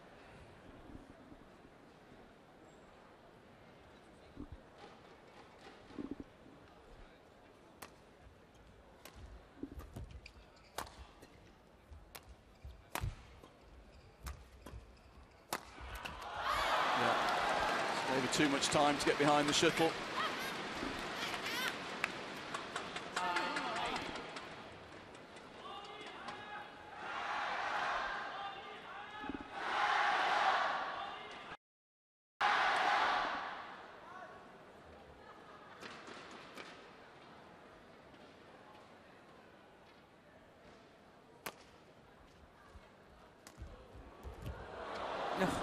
What a drop shot. Yeah, and again, the straight drops mixed up with the centre smashes has proved really a really successful tactic for her. Short to the sides, quick to the centre. Kept Wang Yihan guessing.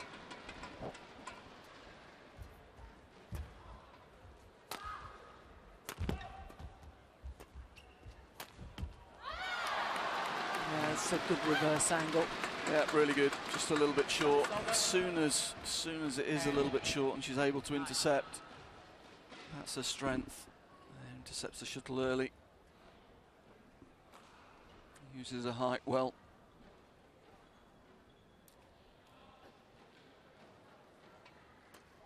Oh, my goodness me. Oh, that's a shocker. But again, that's typical Wang Yihan. If you can stay with her, some easy points. Big point, this one.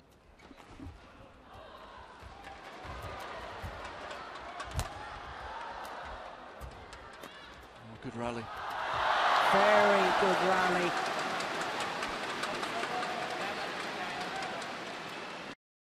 Well, as with the opening game, mid-game interval, there's only 1 point in it. But in contrast to the opening game, here in the second is Wang Yihan, who has the advantage.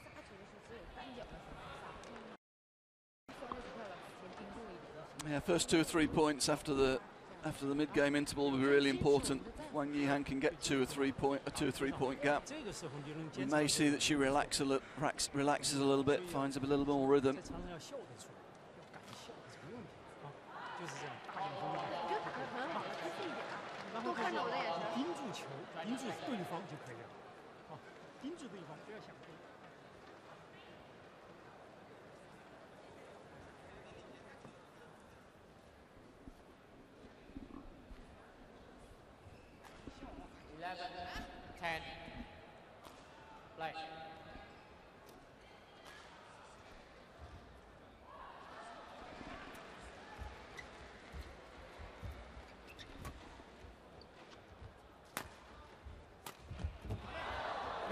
Good defence. Great defence, great defence.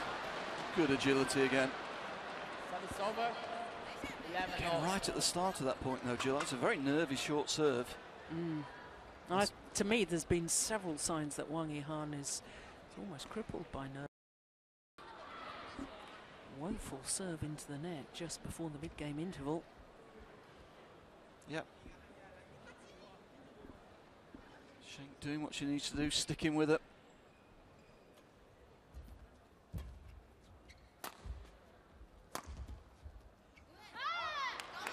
And it's gone a long way out. Service over. 12, 11.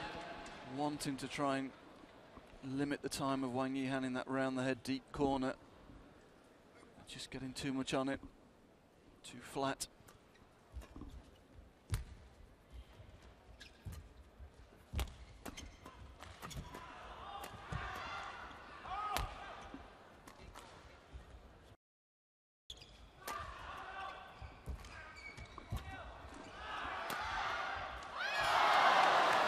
I just sensed as that was in progress, that was an important rally. 13, 11.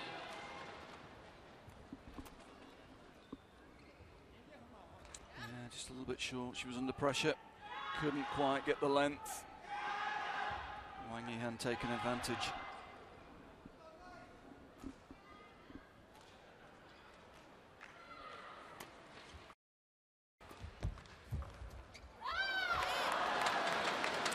As I said at the break, these are dangerous moments now for Juliana Schenk. When Wang Yihan gets a bit of a lead, very often she relaxes and starts to play. And the error rate goes down.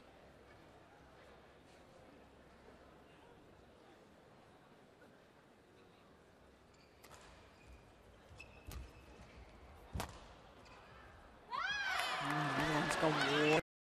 That back line. Yeah, again, it's just too flat, the trajectory. Worried about giving Wang Yihan time.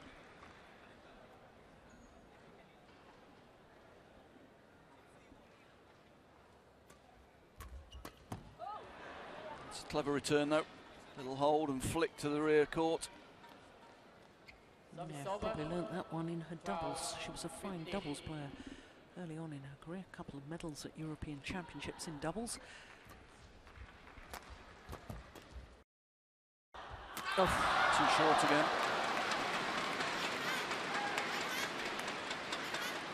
Service over. 15, 12. Schenk just lost the length a little bit, hasn't she? Giving too many interception opportunities at the moment. And one or two out the back to go alongside it. 17, 12. Well, she had a tough old match yesterday, didn't she? Juliana Schenk against Sung Ji Hyung. An hour for 2 games. 29-27, an absolutely thrilling opening game. 21-19 the second. And I have to say, a fear for the German, should this go to 3 games. Whether that hard encounter yesterday may have its effect on today's match in the 3rd game.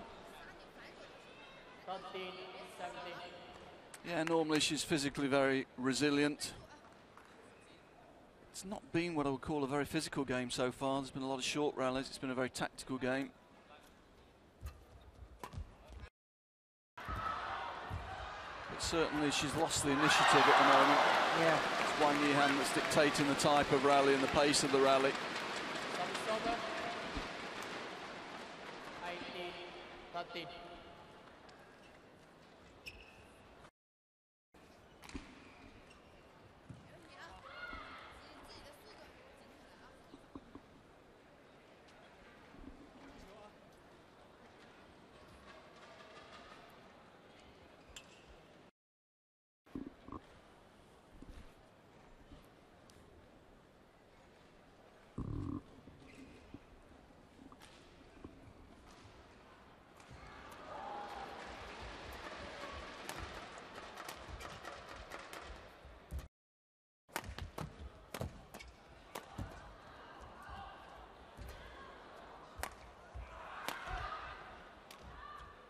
super shot.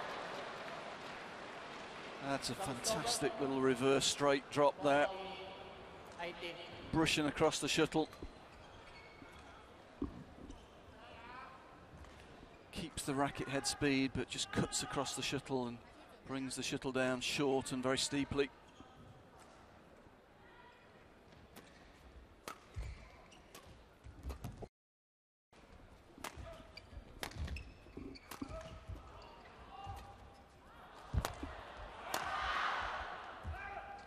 Oh, heavenly. What a shot. Rally went on, Wang Yihan was able to just impose herself. Schenk again finding herself deep in defence. Can't recover to pick up the cross deception.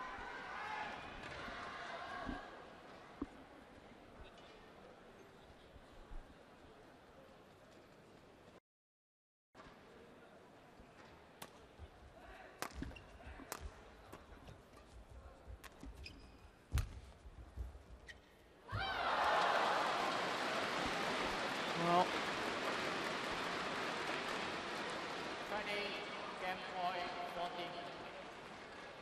Wang Yihan gradually put the German under more and more pressure. Has earned herself 6 opportunities. That's the full distance.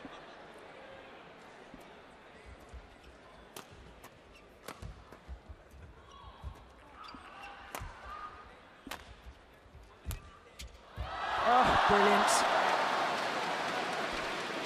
Wonderful angle from Wang Yihan.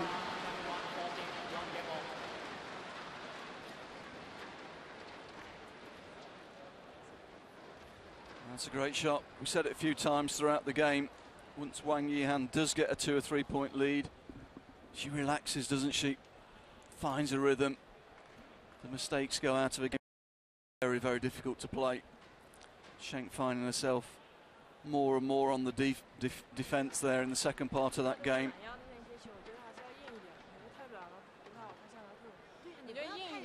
First few points this third game are going to be critical. Garnet still got the ambition to win this game. She's really got to dig in, stick with her opponent in the early part of this third game, and again try and create a little bit of scoreboard pressure.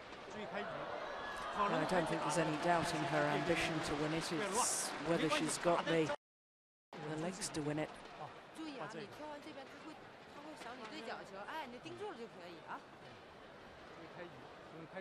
Yeah, puzzled expression on the face of Wang Yihan.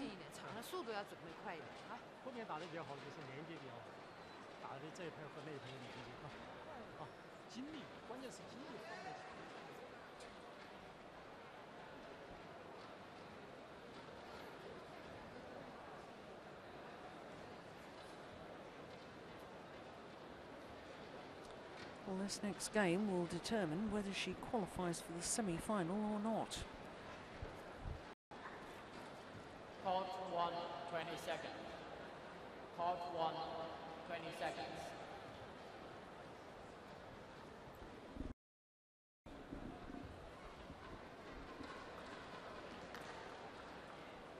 Final game.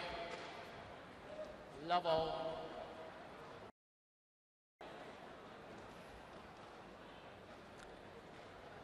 So third game. It's interesting, Ian, you should talk about the fact that physically the first 2 games haven't been seen in some other, my memory. So opening game against Sung Ji-hyun lasted the same length of time as the first 2 games here in today's match. Yeah, it was an incredible battle.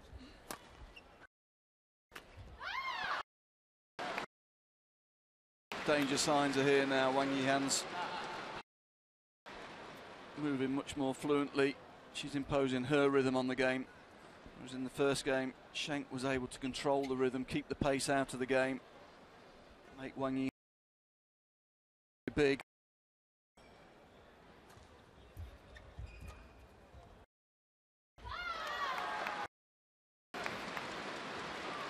Yeah, dangerous moments these.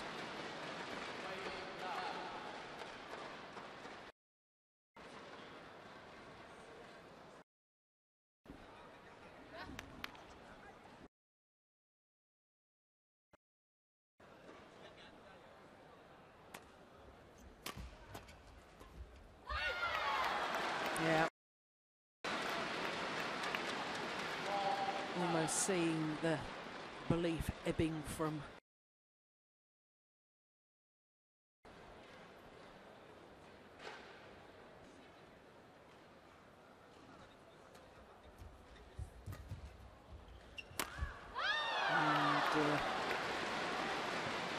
real opportunity. Misses with the smash. And every error that comes from Juliana Schenk will increase the confidence of Guangxi Han.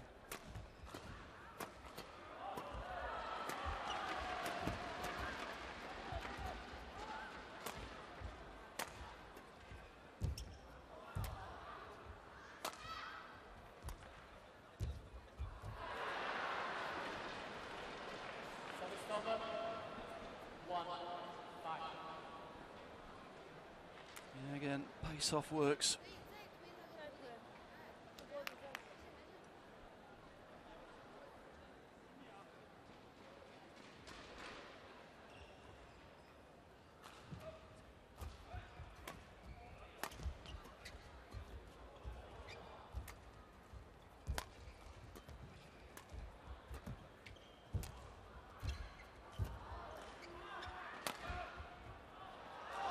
It's just long.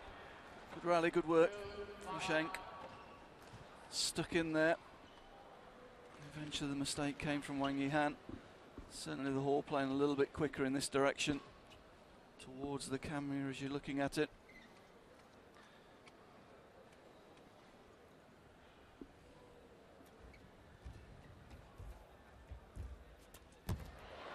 Oh, it's just wide. Oh, a little unlucky.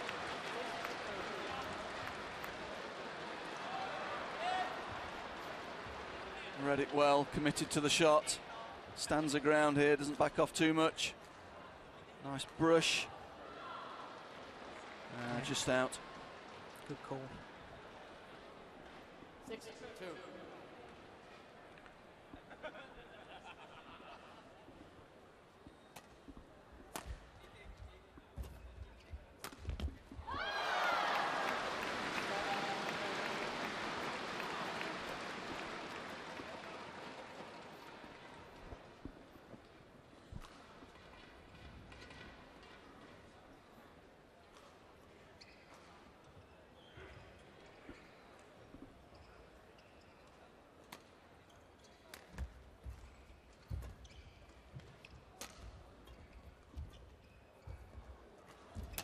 Oh yes, good net shot. Yeah, nice touch. Helped by the net cord.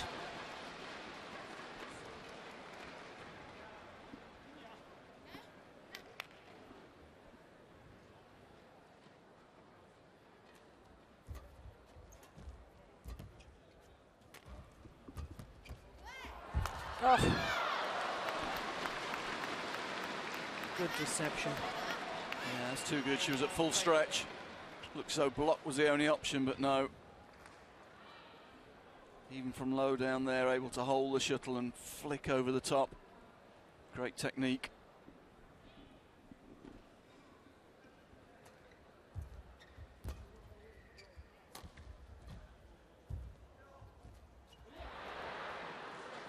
Well, trying to match the shot of Schenk from 2 rallies before. Not the same touch around the net. Missed that by a long way.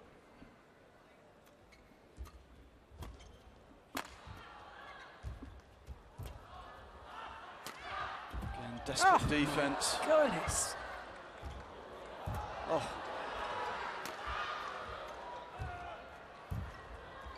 Oh, she's missed the easy one. That's a shame. Some desperate defence there. Great agility, great physical presence on the court. Having turned it round, she'll be disappointed. That's great. Look how quickly she's up there. Back in court. Twisting, turning. Full diagonal.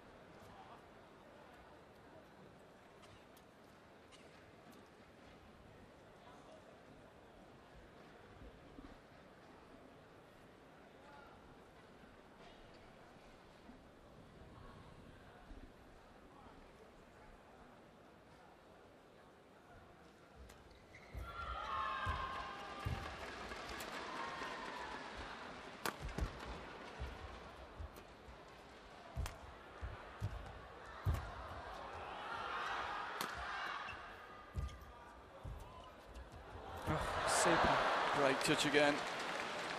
Yeah, it's a real concerted effort by the German, isn't it?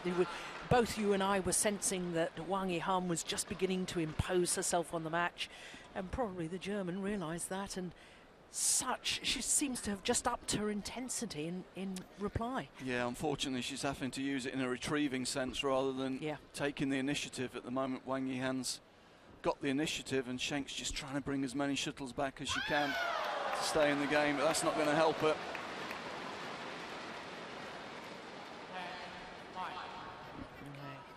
Gift.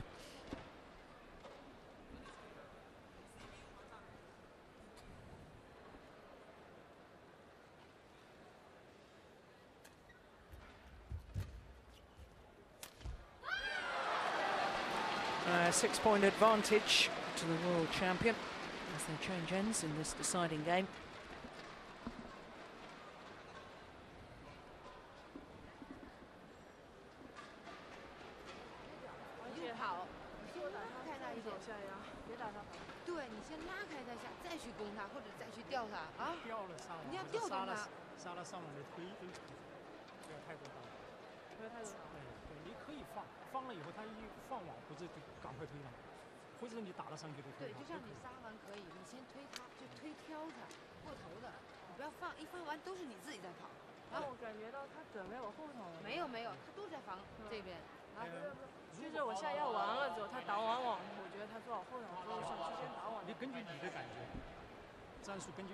Here's replays from the second game.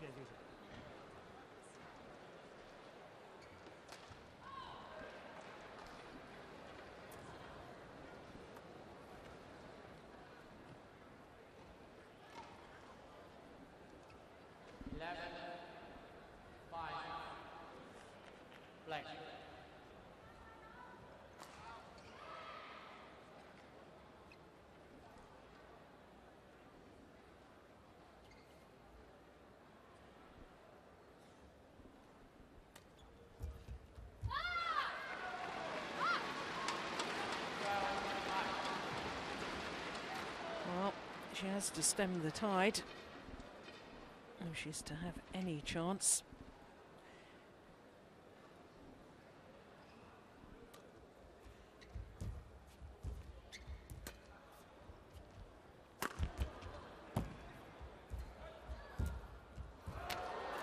Yeah, well worked. She's played very well around the net in all 3 games. She's had a distinct advantage in that area of the court when she has drawn Wang Yihan in. That's another super cross net shot.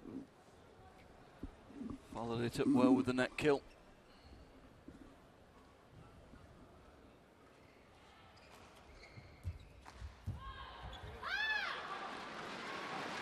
Yeah, can't blame her for trying to stay in that area because she has won an awful lot of points around there. She was looking for the net winner there.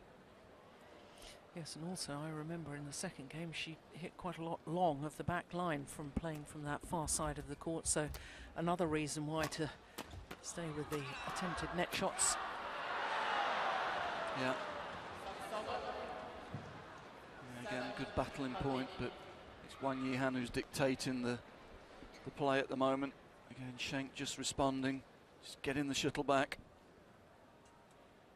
Yeah, clearly long.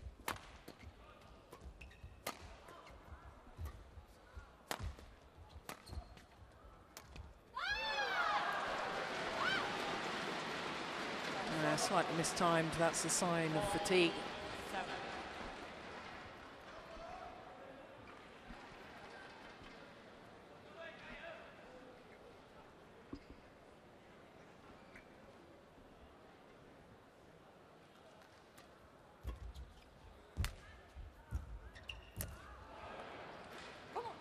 Yeah, good play.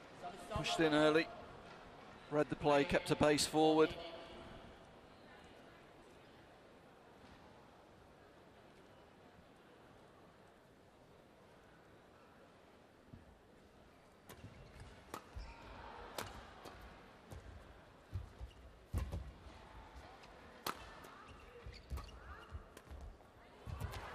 Good shot, good shot. Intercepted the shuttle early again. It's the It's the shortness of the drop shot that poses the problem for Wang Yihan. She's at full stretch. On the whole, tall players don't like short drop shots.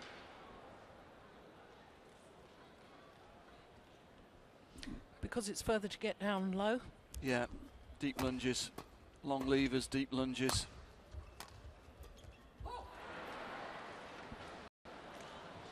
Harder to recover.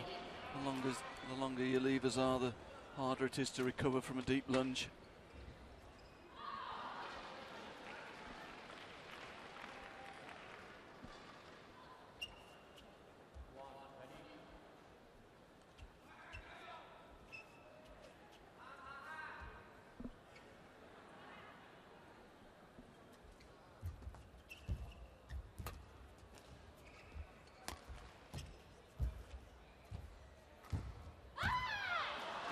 While she was ready to pounce, she was looking for the net reply, was Wang Yihan. And I think the sheer threat of her hovering round the net area perhaps forced Schenk into error.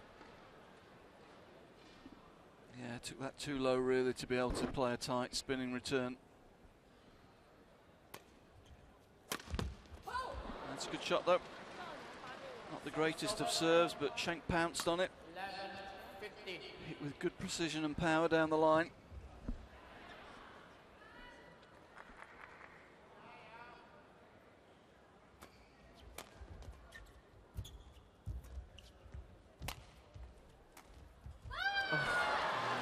Right idea. Yeah, she'd be disappointed there. It was a big point.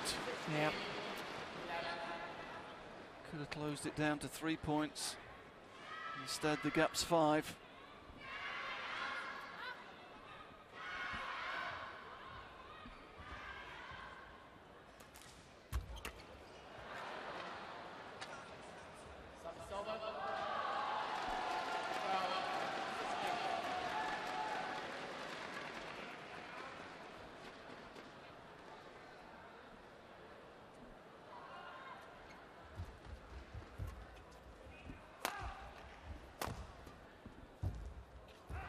Yeah, good again, taking the shuttle early. That fixes her opponent in a deep defensive position. By coming in with the racket up here, Wang Yihan forced to stay back in a defensive position, and that creates the space in the front court for the block.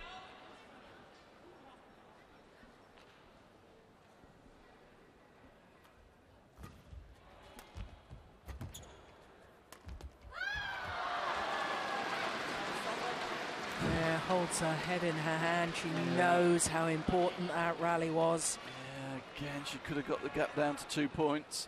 That would have started to create some pressure on Wang Yihan. As it is, it's a 4-point gap again.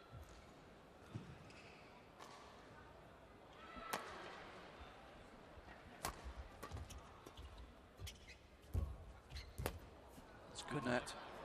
Yeah, forces the error. Very good net. Super net, got some good spin and turn on the shuttle. Wang Yihan unable to control the direction of the lift due to the spin.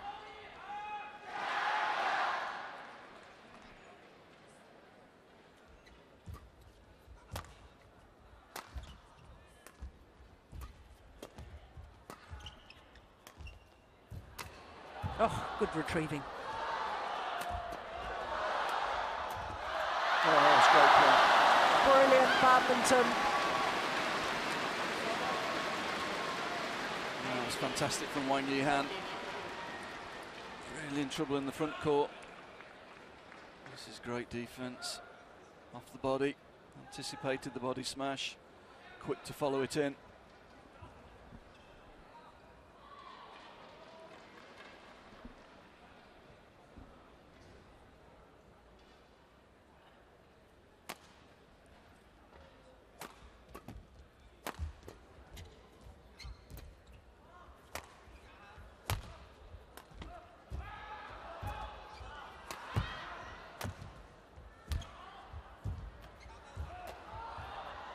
Oh, unbelievable net play.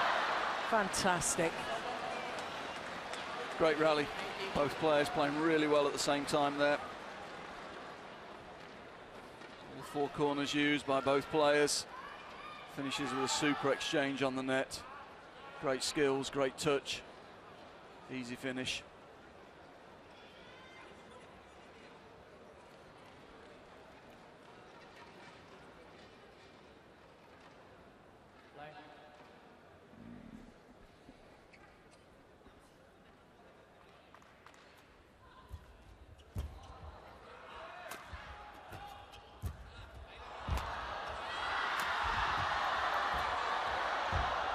Oh, it's landed in.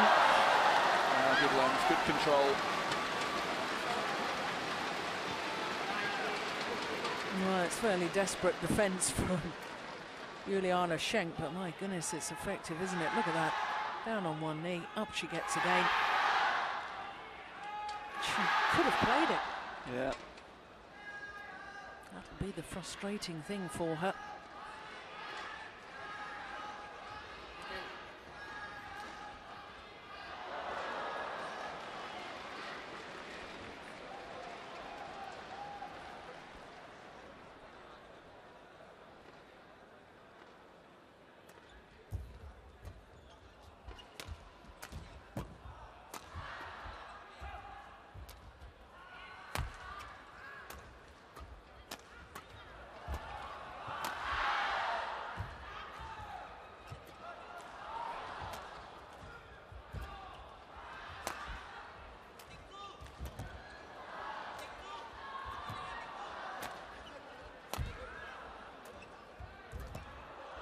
Good rally.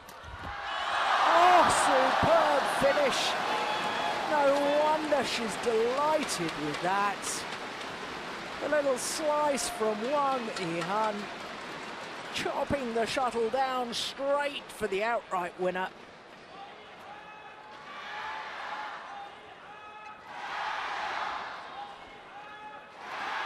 So after 57 minutes of intriguing badminton, both players giving their absolute all.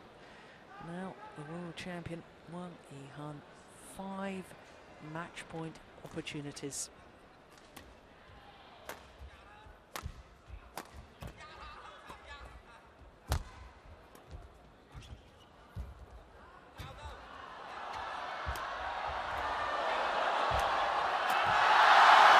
This time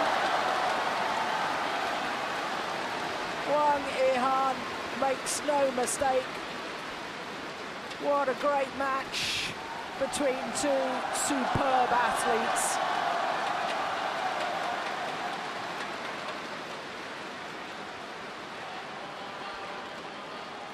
The final kill, she read what was happening. And the final game, 21-15. Well, what a battle royal. Dropped the opening game 14-21, came back in the second 21-14 and won the decider 21-15. And by my calculation, that means that she has indeed qualified for the semi-finals tomorrow. Knockout stage, of course, semi-finals. What a match it was. Yeah, once again, confirmation of the score. 2 minutes shy of the hour mark.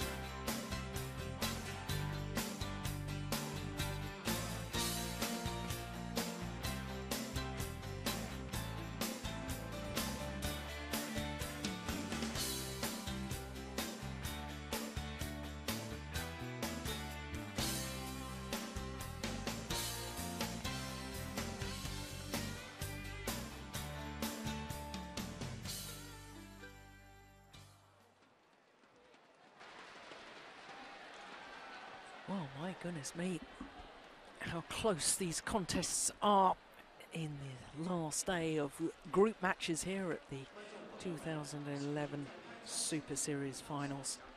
2 more matches to come in this afternoon's session, and it features the number 2 seed Chen Long from China up against the former world and Olympic champion Taufik Hidayat of Indonesia. And then our last match this afternoon will be a second men's doubles, Asan and Septano of Indonesia up against Ku and Tan from Malaysia.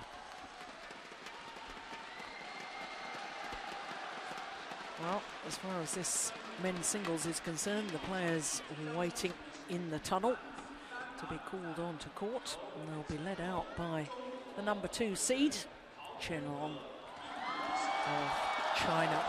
This, of course, a Group B match.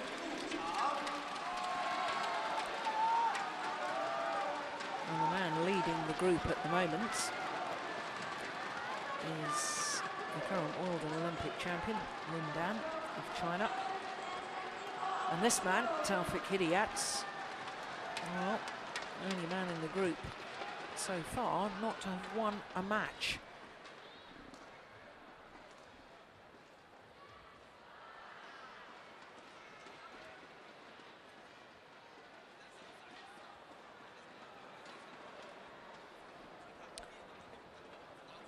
So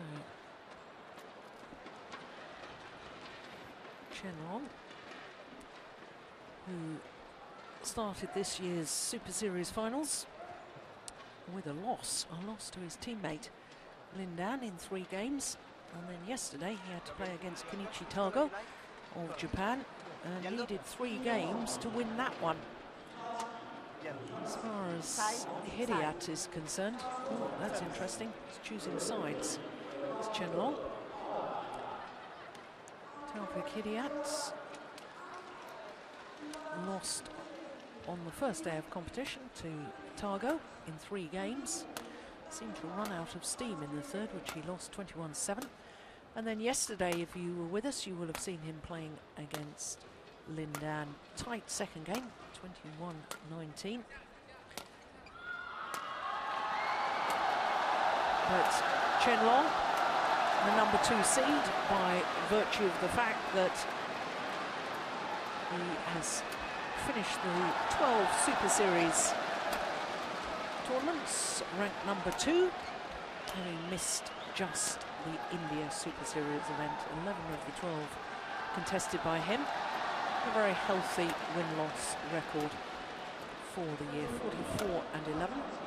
And just to explain once again that world rankings different to Super Series rankings, because Chen Long now, as you could see, down to number 3 in the world ranking. But the seedings for this tournament done from the Super Series ranking.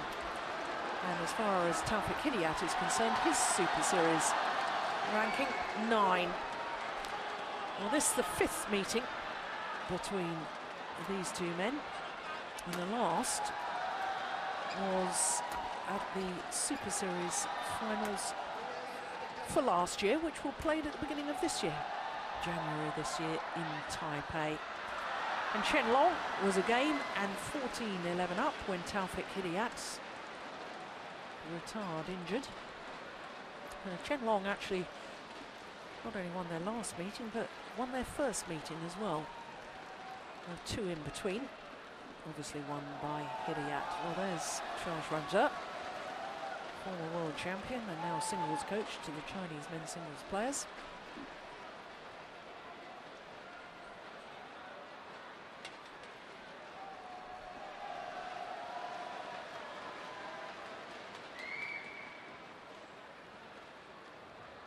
Hidayat's coach. Hidayat, of course, an independent player now.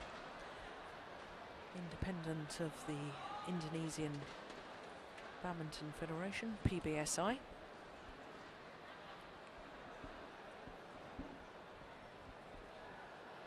Court officials brought from all corners of the globe by the BWF to the Super Series Finals to ensure impartiality.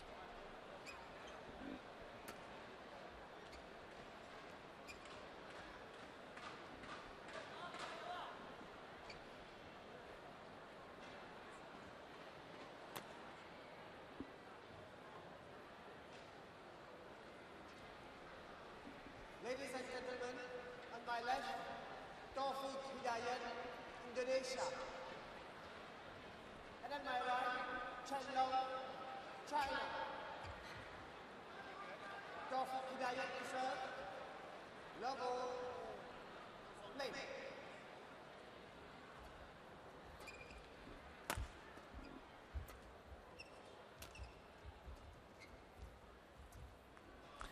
Well, whilst you and I were talking yesterday, Ian, about the fact that this man from Indonesia has been such a great player, such a great character for the sport, you know, he has been having a bit of a difficult time of late with his form. He's been struggling with his form, and in total contrast, his opponent since those World Championships, when he had a surprise first round loss when he was the number 5 seed, Chen Long lost out to Kevin Corden of Guatemala. He's gone from strength to strength, so it's been almost a reversal of fortunes in the second half of the season for these two players. Yes, I think that's fair. Taufik's really been struggling a little bit, lost a little bit of confidence over the last 6 months or so, whereas Chen Long's gone from strength to strength. I think the World Championships was probably a little bit of a wake-up call for him, and since then he's been very focused and looked very, very difficult to beat. Yes, after that defeat at the World Championships, then promptly won his next 3 tournaments that he played, the China Masters, Japan and Denmark, 3 Super Series events back to back. But we also saw yesterday when Taufik Hidayat was playing against Lin Dan that for all those people who have written him off already, very unwise move, because there were glimpses of Taufik Hidayat at his magical best. Yeah, unfortunately though, at the moment it is only glimpses. There's the odd little periods of play, but not able to maintain it over the course of a whole match against the top players at the moment.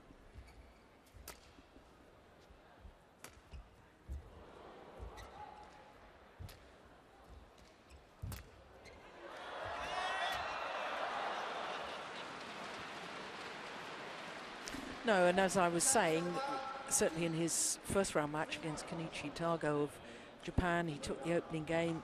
He was well up in the second game and eventually lost it 21-19 and really didn't, I don't know whether it was mentally didn't have the spirit or whether physically he didn't have the spirit, because he lost that third game just a little too comfortably, really, for my liking.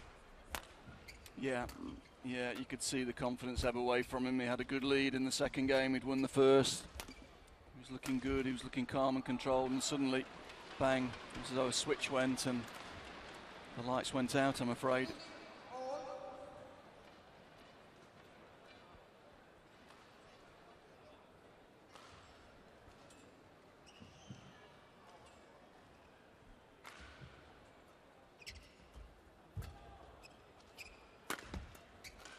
Oh, well, had a little look, decided not to go over. Yeah, it was a winner. Taufik wasn't going to cover this. It was a long way away, he'd given it up.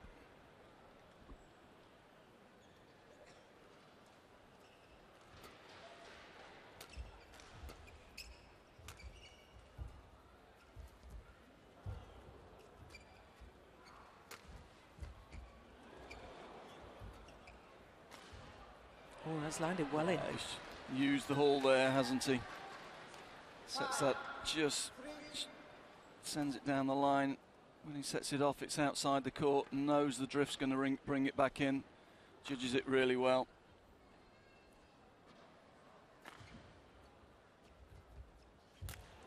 Great touch around the net as always. And he's got time to get there and get into position. Still got a great touch here in this area of the court.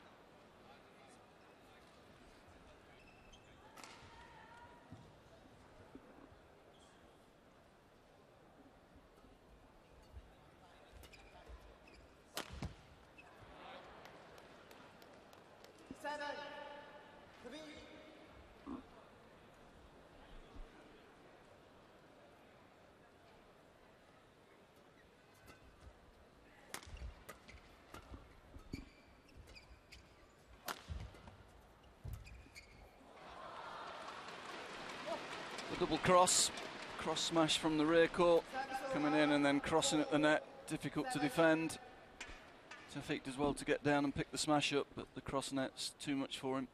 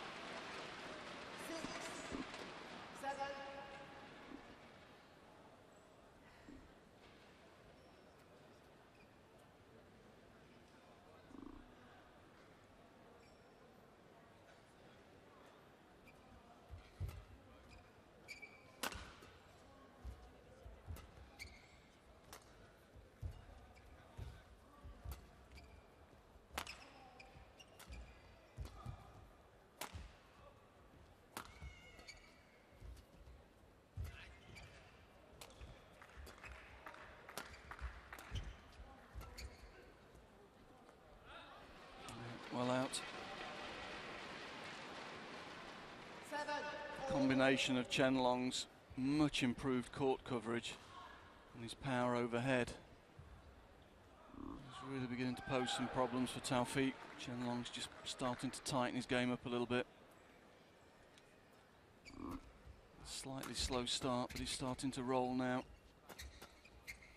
Yeah, and I suspect that slow start may have something to do with the hour and 11 minutes he was on court yesterday. Time needed to beat Kenichi Tago. And that was a physical match, wasn't it? It was, yes. Yeah, it was a good test. Sometimes just needs a little bit of time to get the muscles completely warmed up again, and whilst they will have been doing a warm-up outside of the arena, a bit of a difference to actually getting fast twitch fibres going when you're in a match situation. Service over. 8-all.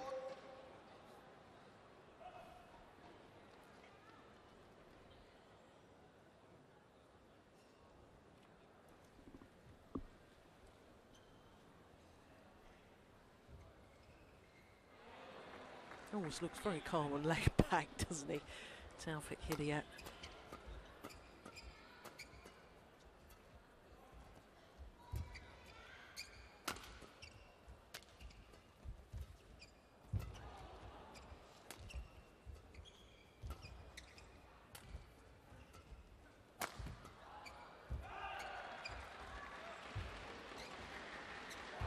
Oh, brilliant.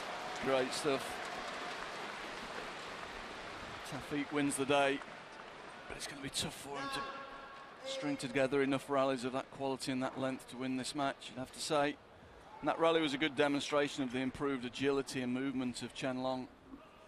Picked up some really tricky shots there from Taufik, was sent the wrong way a couple of times, able to change direction, get into a deep lunge position and recover really quickly.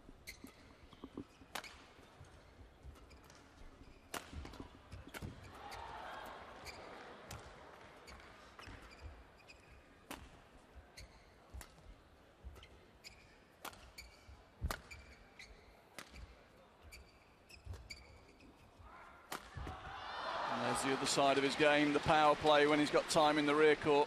It's a difficult attack to read. Not a lot of preparation we'll see here. Gets up early, short swing, but generates a lot of power.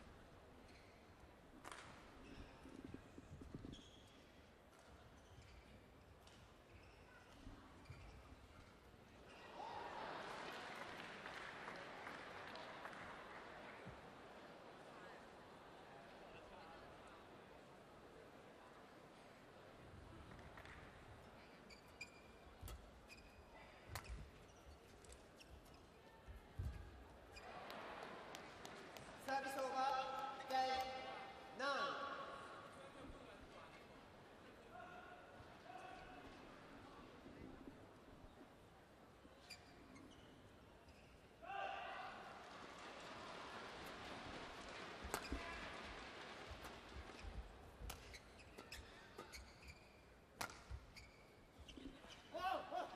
Just long. Noticeably a little bit quicker towards camera as we're looking at the court. Certainly a left to right, slight difference in the speed of the two ends as well.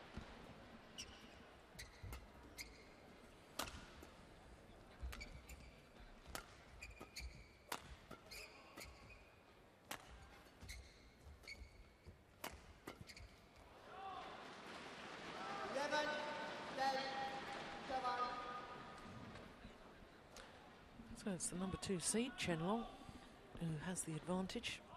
Just 1 point in it at the mid-game interval.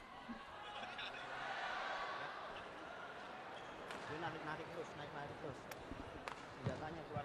Ya, pinggangnya. Pinggangnya. Kalau ditarik-tarik. Iya. Jangan mau ikutin mainnya dia, jangan mau.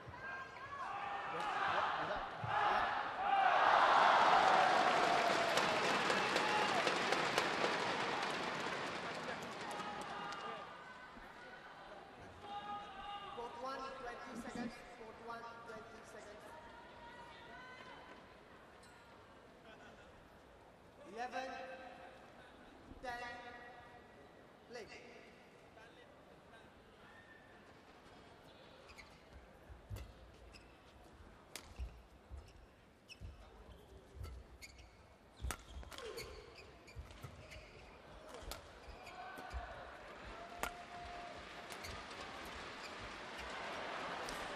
Now, Ian, you were talking yesterday about the fact that Taufik Hidayat could, in fact, struggle to qualify for the Olympic Games. He's currently number 11 in the world rankings, but Simon Santoso, who's also Indonesian, also been playing in these Super Series finals, he's played his 3 matches already and has, sadly for him, already finished last of Group A. Well, Wang Yihang getting a few pointers from head coach Lee Yongbo, but as far as Taufik Hidayat is concerned here, there's a difference in points between 3rd and 4th in the group, so whilst he can't qualify for the semi-final stage, there's certainly some precious points to be had if he could win this towards his Olympic qualifying. That's a sensational rally. That's a fantastic rally, fantastic recovery from deep in the backhand corner, and then able to get in and play the net roll. We'll see that this is incredible. Full pirouette, 360, back in, net cord net. Fantastic. As you say, it's a little bit the same as yesterday. We're just getting the odd glimpse, aren't we, of the old magic. Yeah, no, it's going to be tough. I mean, for Indonesia to have 2 players qualified, they'll need 2 players in the top 16 in the world. And at the moment, Taufik's down at 11. He's all the way down at 11, and he's still got quite a few points to defend from last year. So he needs a turnaround in form to be sure of his place in the London Games. And the other factor, of course, is that Tommy Sugiarto is also moving, the 3rd Indonesian player, is also moving up the rankings quite quickly.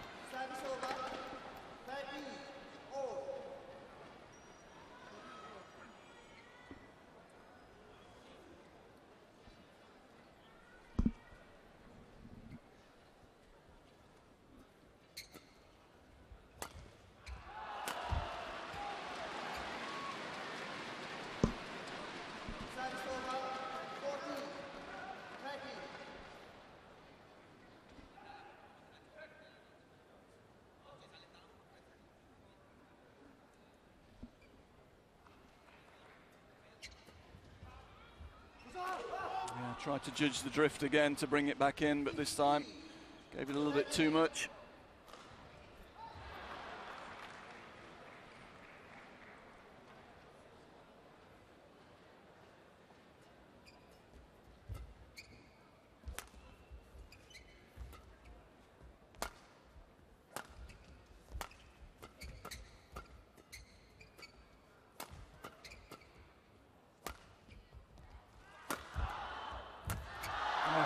Guess right that Chen Long was still too fast coming forward. It's Chen Long's physicality at the moment that's dictating the play.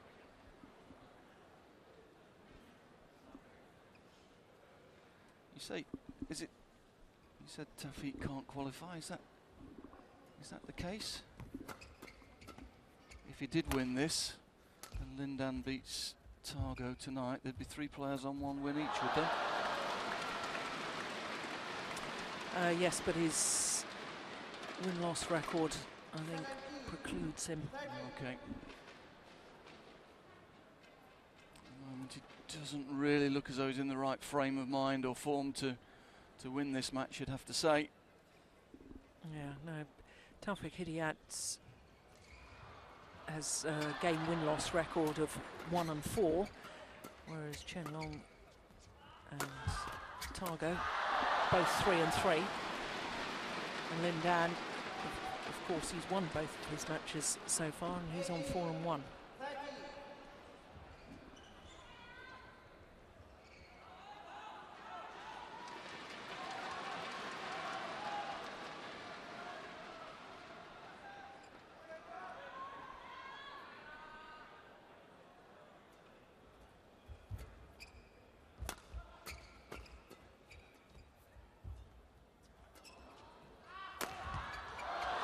Good again.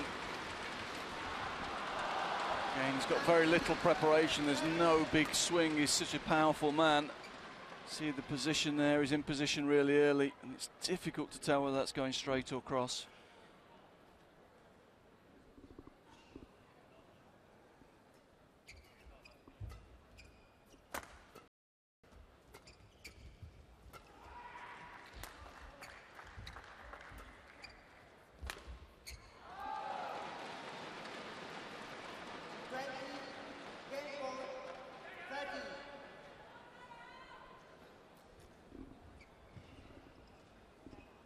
Seven game points.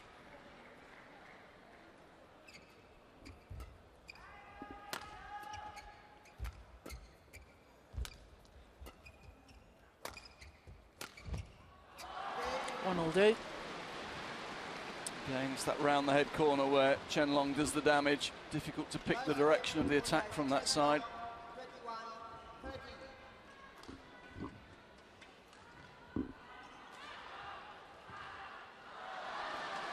8 straight points to close out the game from 13 all. And 17 minutes.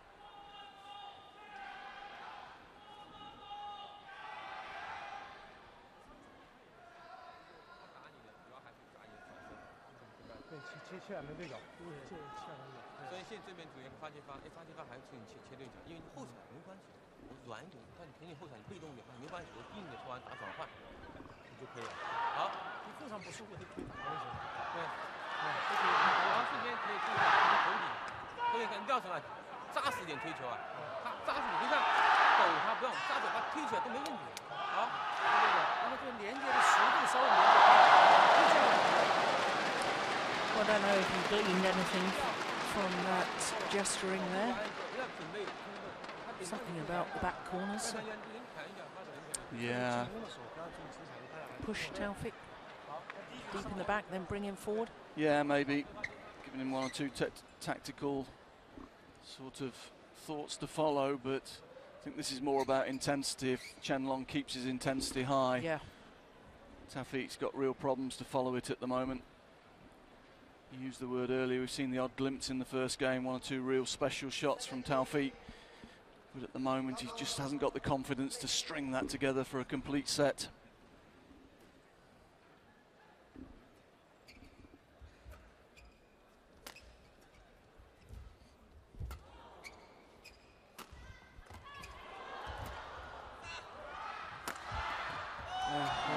There, Taufik played 2 great shots, played a great net shot. Chen Long equal to it, then the lovely reverse cut. Again, Chen Long picks it up, and when he gets the opportunity, it only takes 1.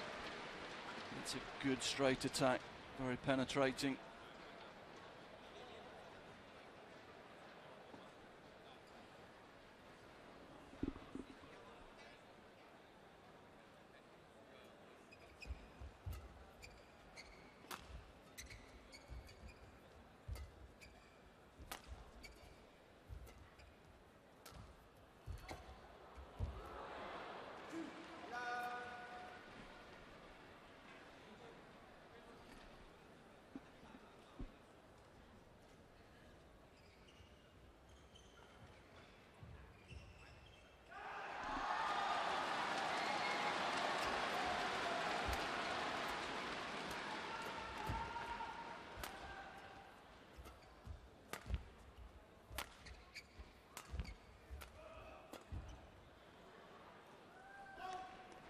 nice hold from Taufik. Forced Chen Long off balance, and that explains the lack of precision in his lift.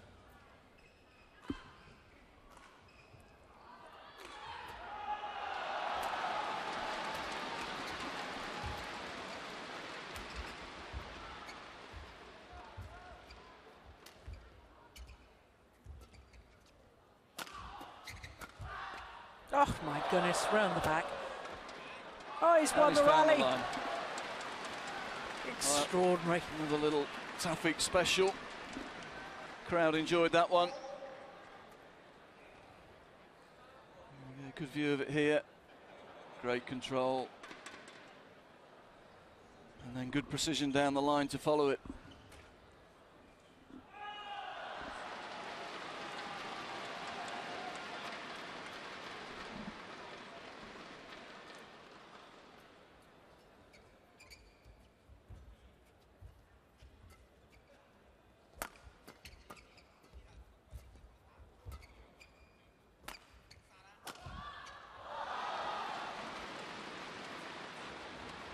Good attack again.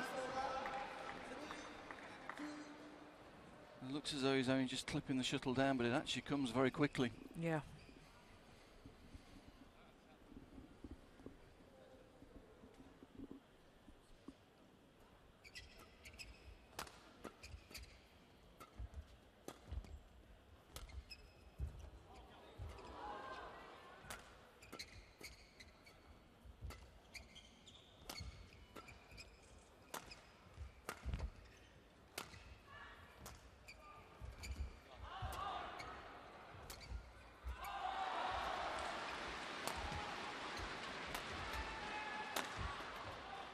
Good rally.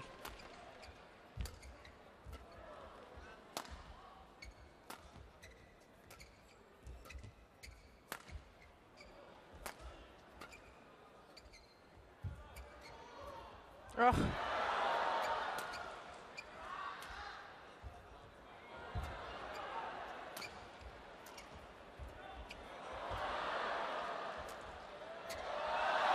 It's just missed it. And that will hurt Hidayat. Yeah, Taufik played 3 or 4 shots there he'll have thought he'll have won the point with.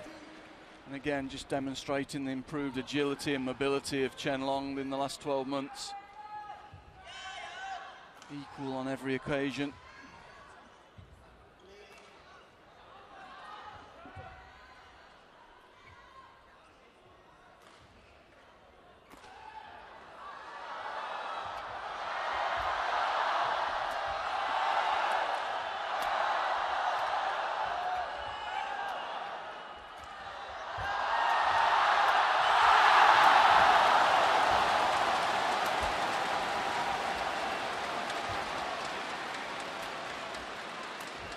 Yeah.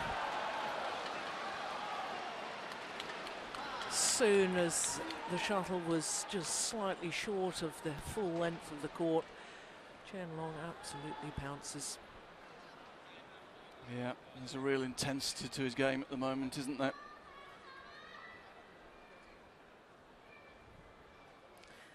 And I think psychologically that previous long rally, I think that's hurt Taufik Hidayat, not just physically, I think it's hurt him mentally more than anything. Yeah, very much so.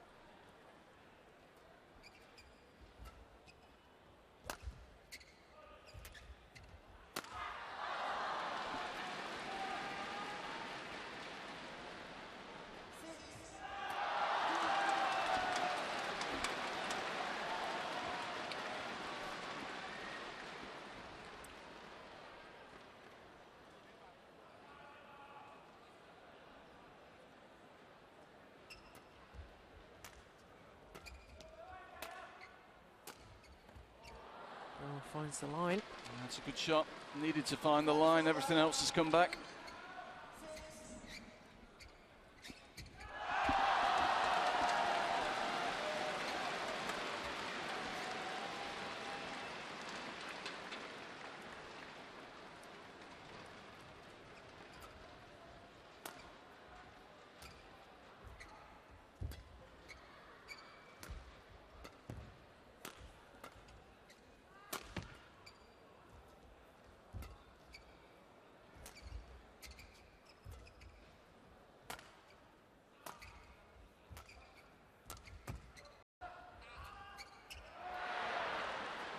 He's missed one.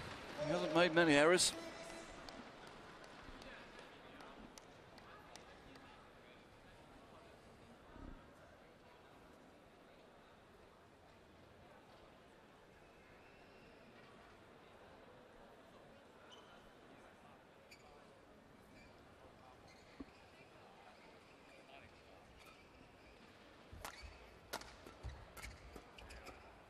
Oh, that's very good.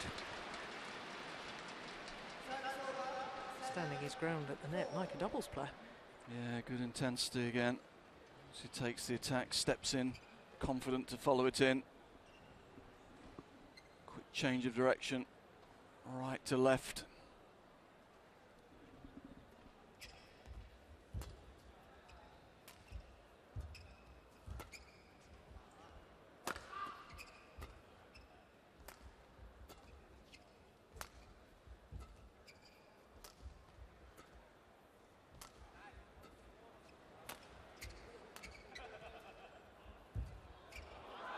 Oh. Take that. Again, Taufik must have thought he'd won that point. Chen Long's movement was equal to it. Not easy for a tall guy to get down that low and control the shuttle in that manner.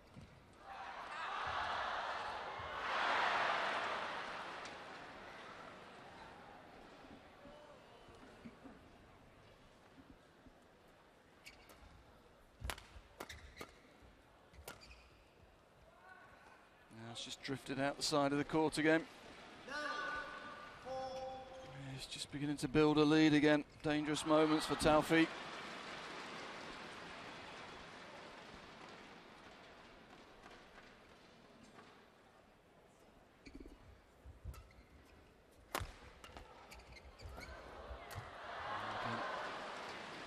Good skill getting down low, picking the attack up, quick recovery. Cover the space in the forecourt. Here we see it, he's really late there. Good agility to pick it up. Regaining his balance and quick to get in and finish the point at the net.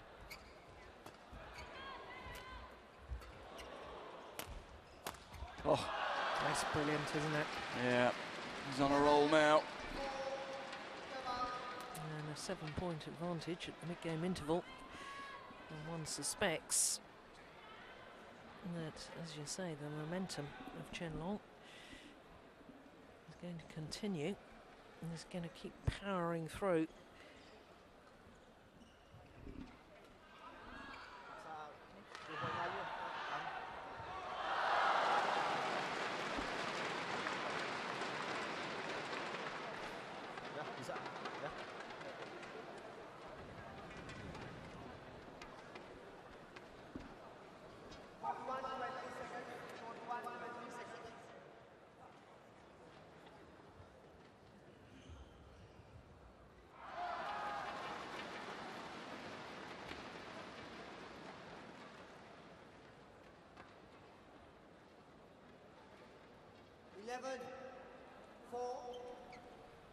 Play.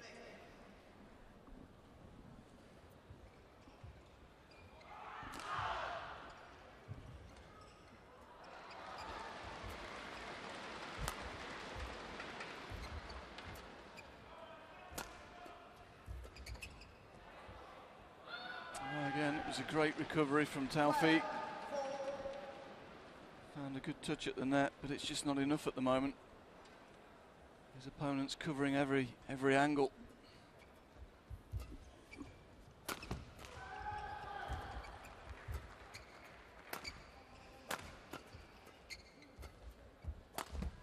Oh, it's too good. Too good.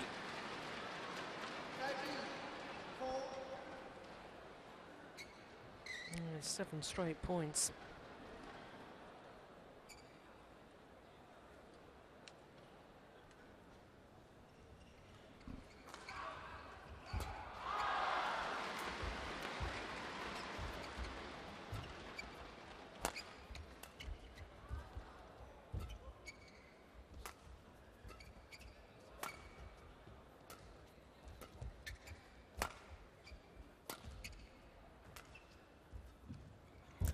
Oh yes, that's nice.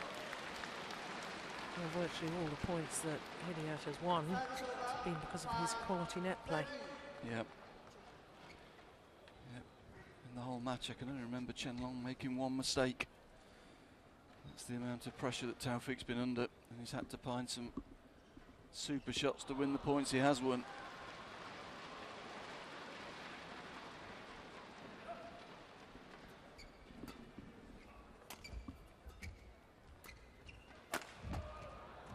He's just missed that one.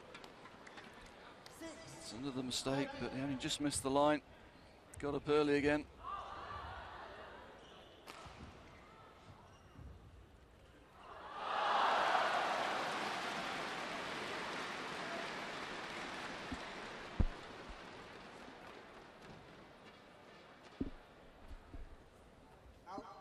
Low serve is short.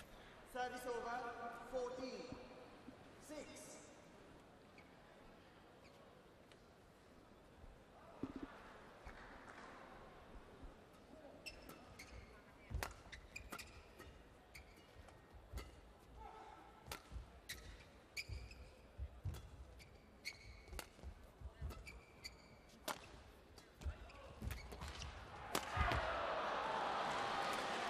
Hidiat's just getting outmanoeuvred the whole time and slightly late on the shuttle, then he can't lift to the back of the court or play accurately enough. Look, he's at full stretch here. Yeah, the combination of his opponent's mobility and power from the rear court is really too much for him to handle today, I'm afraid. That's a nice touch though. Service over, 7, 15.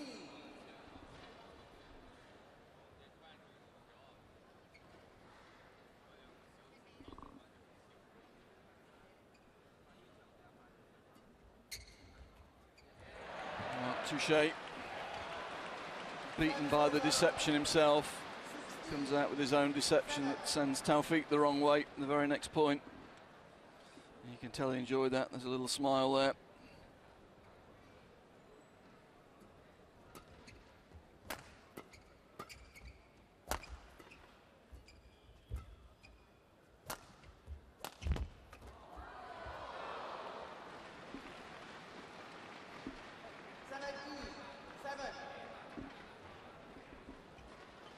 All one-way traffic really now.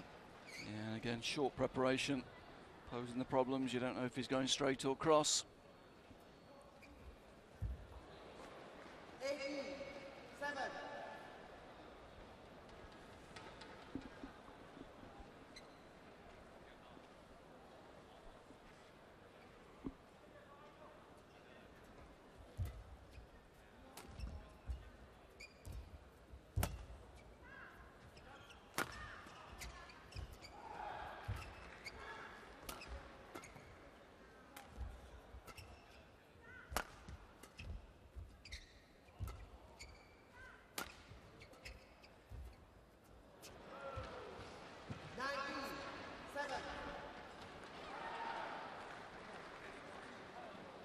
Yeah. Can't help but think back to that long, hard rally at the beginning of this second game. And I think since then, Hidiat has wondered where on earth he's going to win his rallies from. 7. And this man has gone from strength to strength. Match points.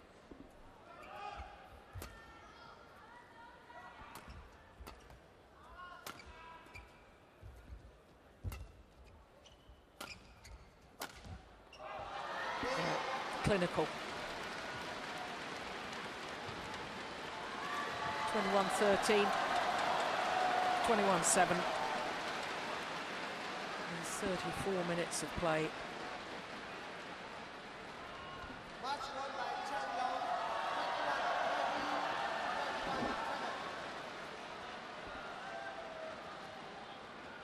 21-13. Well, after the first game, he really was very much in command. Was the number 2 seed, Chen Long.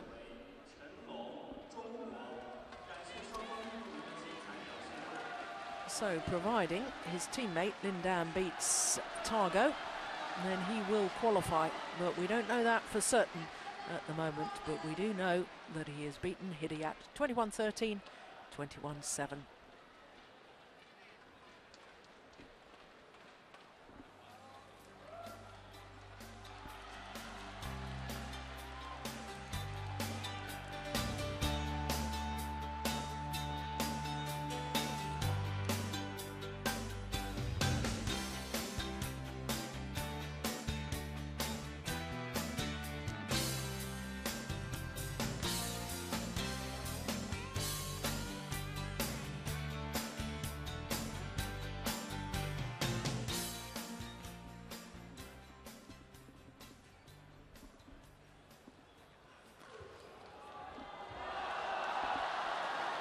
So just one more match in this afternoon's session, and it's our second men's doubles. This time it's the Indonesians Mohamed Hassan and Bonaseptono up against the Malaysian pair, former world number ones Koo Kian Kiat and Tan Boon Hyung.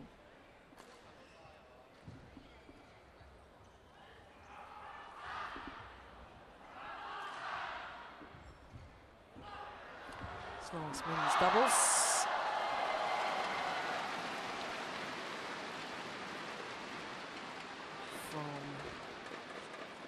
Group B. And sadly for both pairs, haven't won a match so far, so they're playing for third and fourth position within the group. Because we know that the two qualifiers from Group B are Jung Jae-sung and Lee Yong-dae of Korea, and the Danes Matthias Bo and Carsten Mogensen, and they'll be playing off this evening, in this evening session, to determine who is top of the group and who comes second in the group.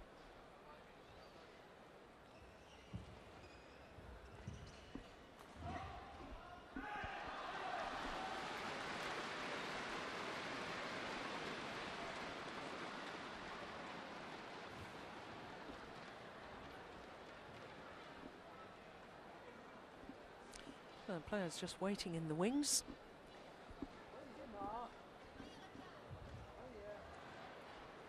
And Ian, if I can be a little bit harsh, I suppose, at the moment, and say that I personally have been very disappointed in the performance so far of the Malaysians.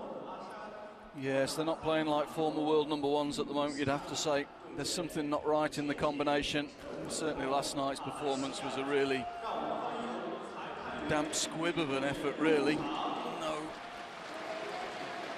No drive, no real determination, no focus on any particular tactic. Really disappointing performance. Yes, of course, you're talking about their match against Matthias Bo and Carsten Mogensen, 21-14, 21-6. I mean, they weren't in the second game at all.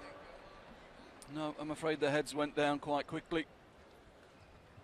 And really, you'd have to say they had every chance in their first match as well against Lee and Jung, but just made errors at crucial moments and poor choices. Yeah, because of course they won the opening game against Jung Jae-sung and Lee Yong-dae, 21-18 in the decider. But you were absolutely right. I mean, they had their chances. They need white. Yeah, I mean, they weren't far off beating Lee and Jung. You'd think they'd have gone on last night with real focus. They were still in the tournament. If they'd have won last night and won today, they would have probably gone through. But really, they really lacked determination at times last night. Yeah. And that's hard to understand, really, at this stage of an Olympic preparation period, Olympic qualifying. Really difficult to see what's going on with them at the moment. Indeed. Well, Koo Kian Kiat, there he is. He's the older of the two Malaysian players, the age of 26. His partner is 24.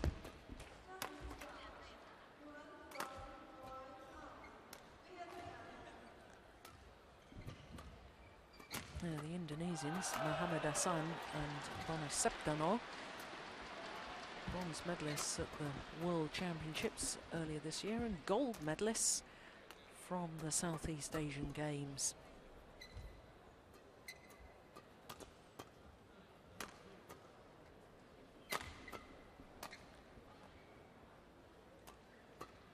is Kukian Kiat, 3 gold medals at the Commonwealth Games last year, won the mixed doubles gold medal as well as the team competition and the men's doubles.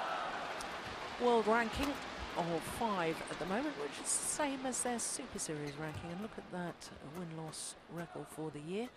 For former world number ones, virtually equates to 2 wins to 1 loss throughout the year, which is disappointing by their own very, very high standards, because when you consider 2007 they reached 7 finals, winning 6 titles. 2009 again 7 finals. Last year 6 finals. This year a couple of finals. Won the Malaysian Grand Prix gold event and reached the final of the All England Championships as well, but apart from that it's been a little disappointing. Yeah, the trend is there, I'm afraid. Yeah.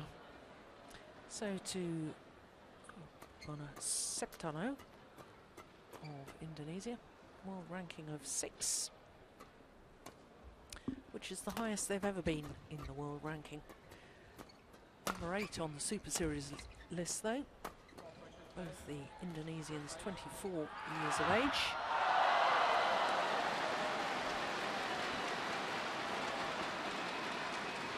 And this is the 5th meeting between these 2 pairs, and the last time that they met was in the quarter-final of that Indonesian Open.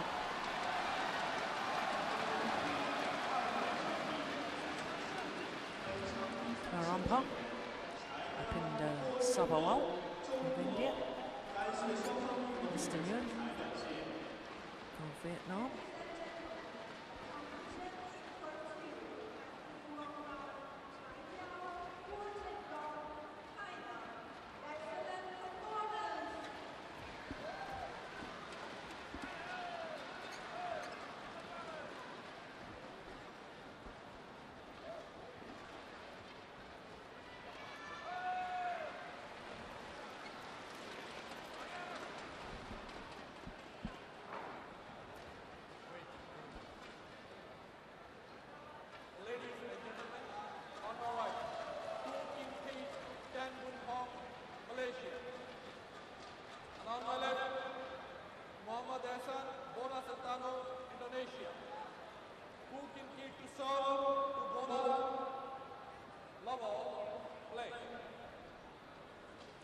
So the Malaysians getting this men's doubles match underway and immediately making an error.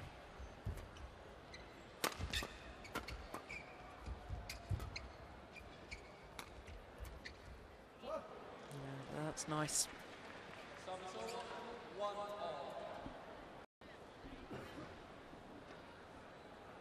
Yeah, the Malaysian coaches playing on the left as we look at them, and new addition to the coaching staff in Malaysia is 2-time Olympic silver medalist Yu Young Sung.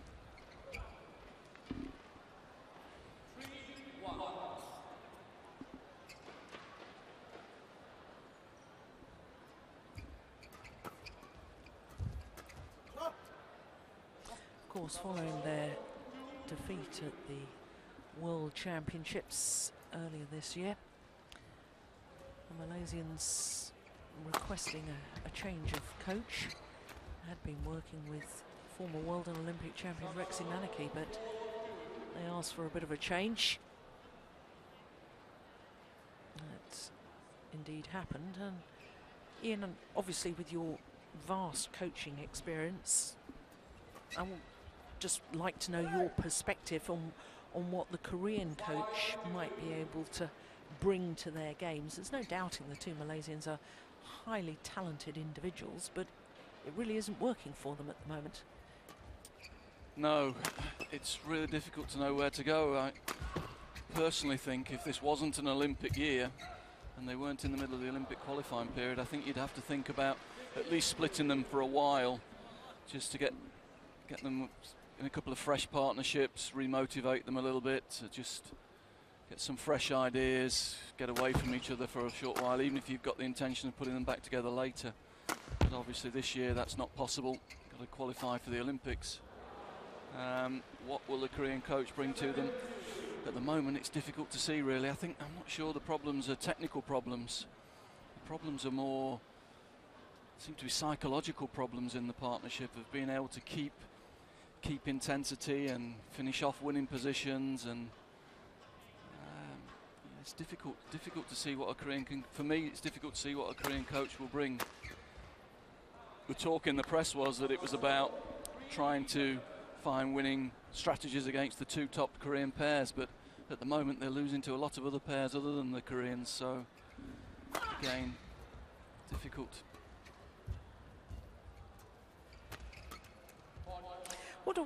What happens to players though, Ian? Because I mean, you know, I've already talked about their fabulous start to their partnership. They reached the final of 6 of their first ever 7 tournaments playing together. 2007, first year on tour, 6 titles they won that year from 7 finals. Again in 2009 reached 7 finals. They do know, they have proven they have the ability to finish off matches, and suddenly it's all deserted them. Yeah, you know, confidence is a strange thing, but there's a couple of factors there I'd throw at you, Jill, and the first one is that sometimes it's quite easy to get up the rankings quickly when people don't know you, it's a new combination, people haven't worked you out. And I think a lot of pairs now have worked out the Malaysian combinations, their plays. They've got a lot of set plays with the left and right hand, and also they've got a real preferred combination with Koo in the forecourt and Tan in the rear court. Yeah. And a lot of pairs have now worked out strategies to negate their strengths. So that makes it already tougher to win matches. And then when you're not winning as many matches, when you get into a position to win, obviously you're more nervous, there's more pressure. And so there's a combination of things, I think, that's affecting them at the moment. Yeah.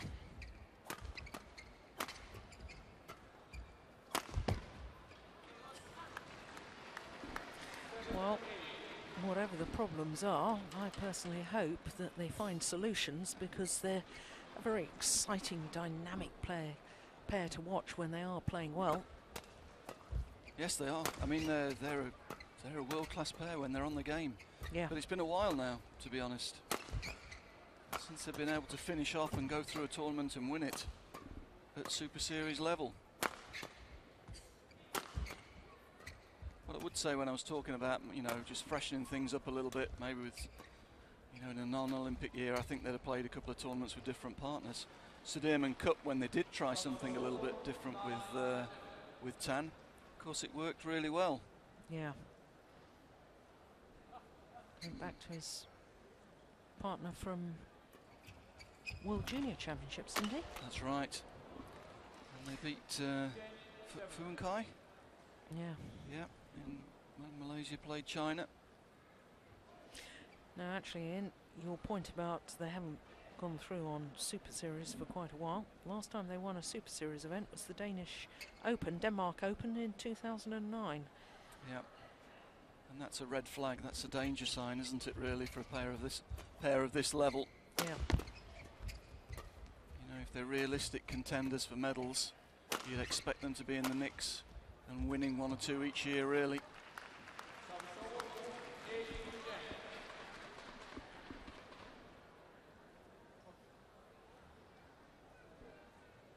Yeah, it's a bit of a gamble from the rear court there, from Arsan attacking cross court when the Malaysians were already in formation.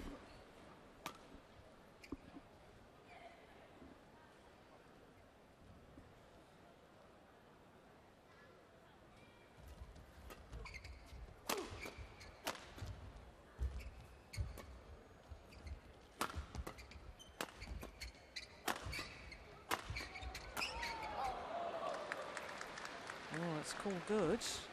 Yeah. That's First instinct was that was a little bit long, but yeah. There you go. Nobody complained. Be interested to see that again. But again, that last rally is one of the problems that the Malaysians have been having. They've started to defend very, very deep in the court. And that means really their only intention is to get the shuttle back. There's no aggressive attempt very often when they're in that defensive formation.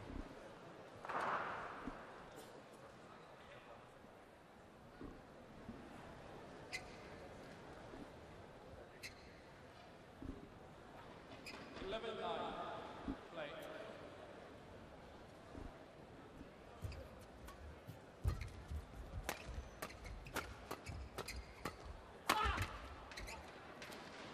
Again, that deep defensive position.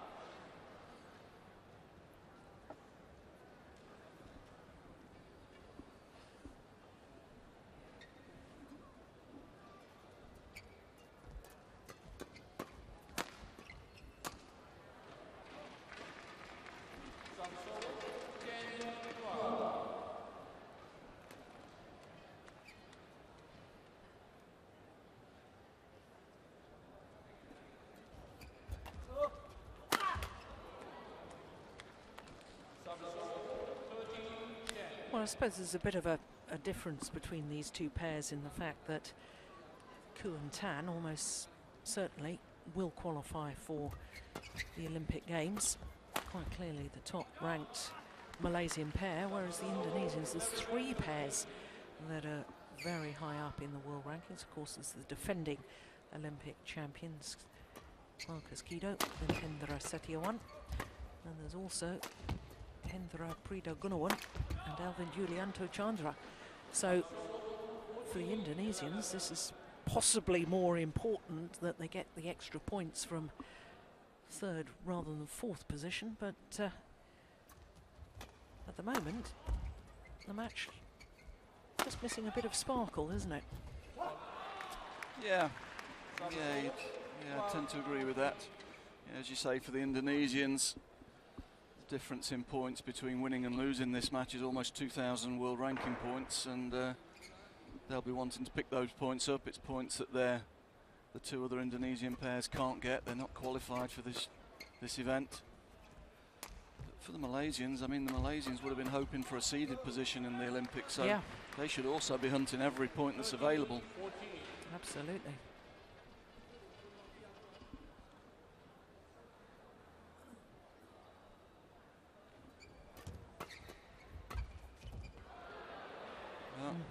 It's gone wide. Missed it. Service over. 15. Well, the Malaysians thought he may have touched the shuttle. Yeah, I don't think so. We're well placed down that line. He missed it by some margin, actually. That's a good smash. Very good smash. Great angle, great power. That's what he can do. Can be very, very destructive from the rear court.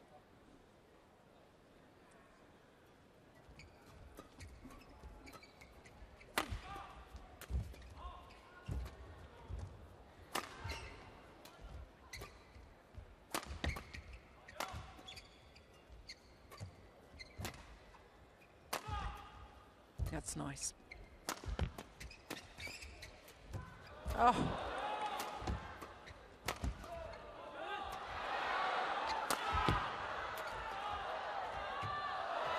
Suddenly it's all fired into action. Yeah, good rally there. 15 all. Eventually the Malaysians getting into that preferred formation. Ku taking the front court position. Tan providing the fireworks from the rear court.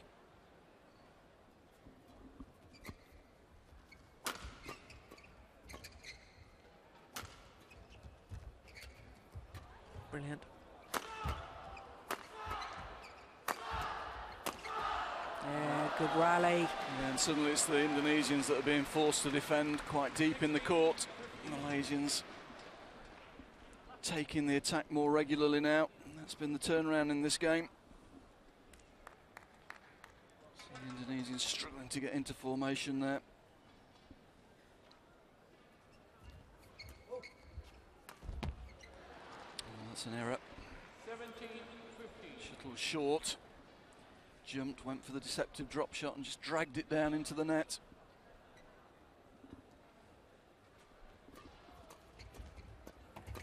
That's nice though, good skill. Service over. 16-17. Nice skill, nice change of direction there, that caused the problems. And the easy put away into space.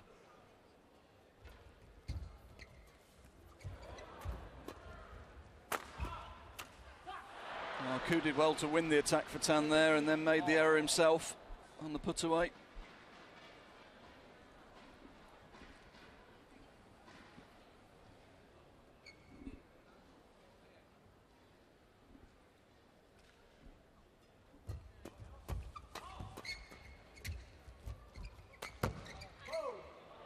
Oh, it's landed in. It's in. Service over, 18-17. When he hit it, it did look as though it was going to be going out the back, but it just held up as such, didn't it?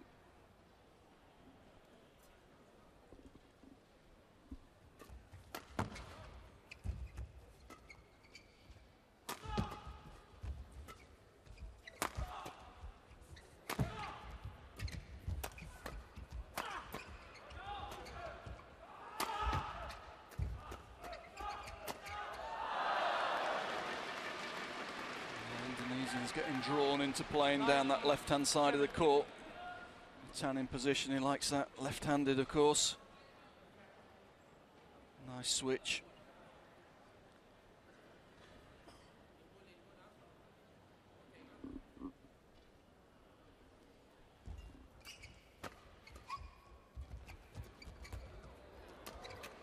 Oh!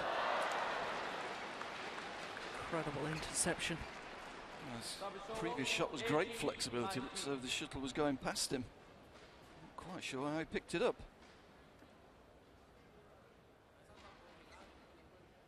This is the one, looks at that's miles past him. Great agility. Great spatial awareness too. Nice block.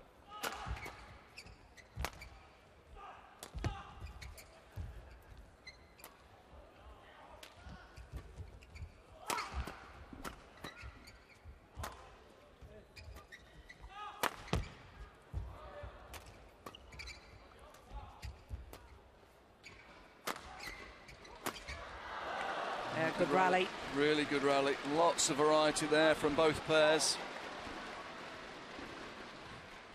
Both pairs tightening up the game towards the end of the set. 19 all to play for.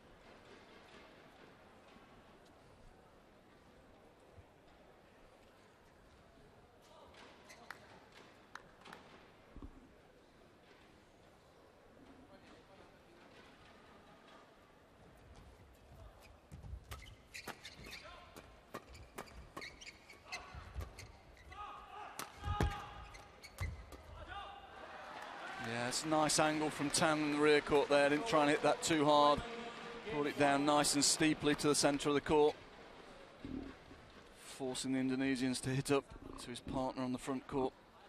Nice combination play. Yes, and that nice combination play has brought them a game point.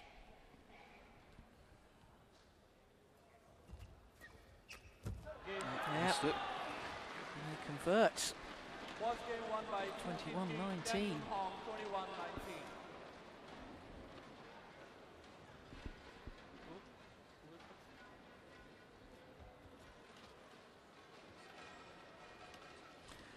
Well, took a little while to really get going, this men's doubles. Well, once it did, some excellent rallies in the second half of that opening game.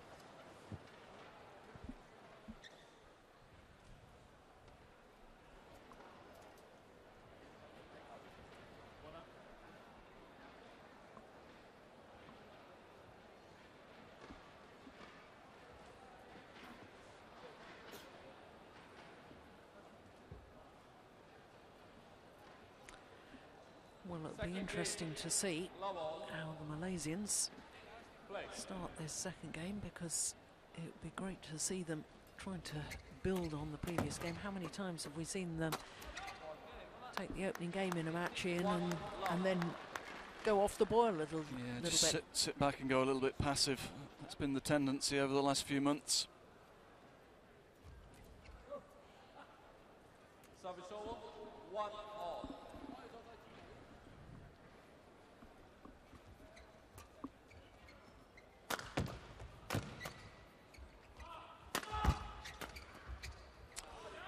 It'll be disappointing again, because they've got all the ingredients really to win this match quite comfortably. They've got much the stronger attack. They've got the outstanding net player on the court. Should be able to create attacking opportunities. Ku. Both of them are defending quite well. The Indonesians not really able to penetrate with the attack. So you would really expect the Indonesians to, the Malaysian pair to be able to control this second set. Yeah. Got all the cards. Oh, that looked a long way out. Well, no overall from the umpire. Well, the shuttle was travelling really quickly, I have to say, but just first instinct was that that went a long way out the back of the court. Yeah, same with me, but sadly we're not going to see that again.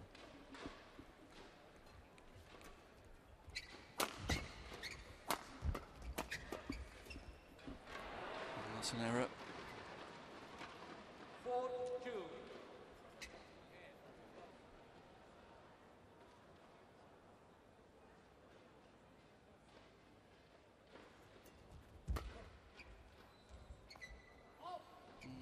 It's called out this time. Easy to call though, dropping shuttle rather than the power smash.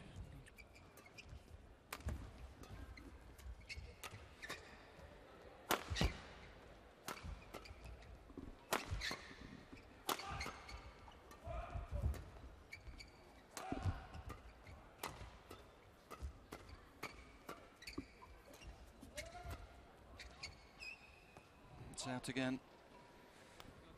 Again, the Malaysians just a little bit too happy to defend. And 5 or 6 lifted defences rather than trying to flatten it out or block it, change the direction. It's better.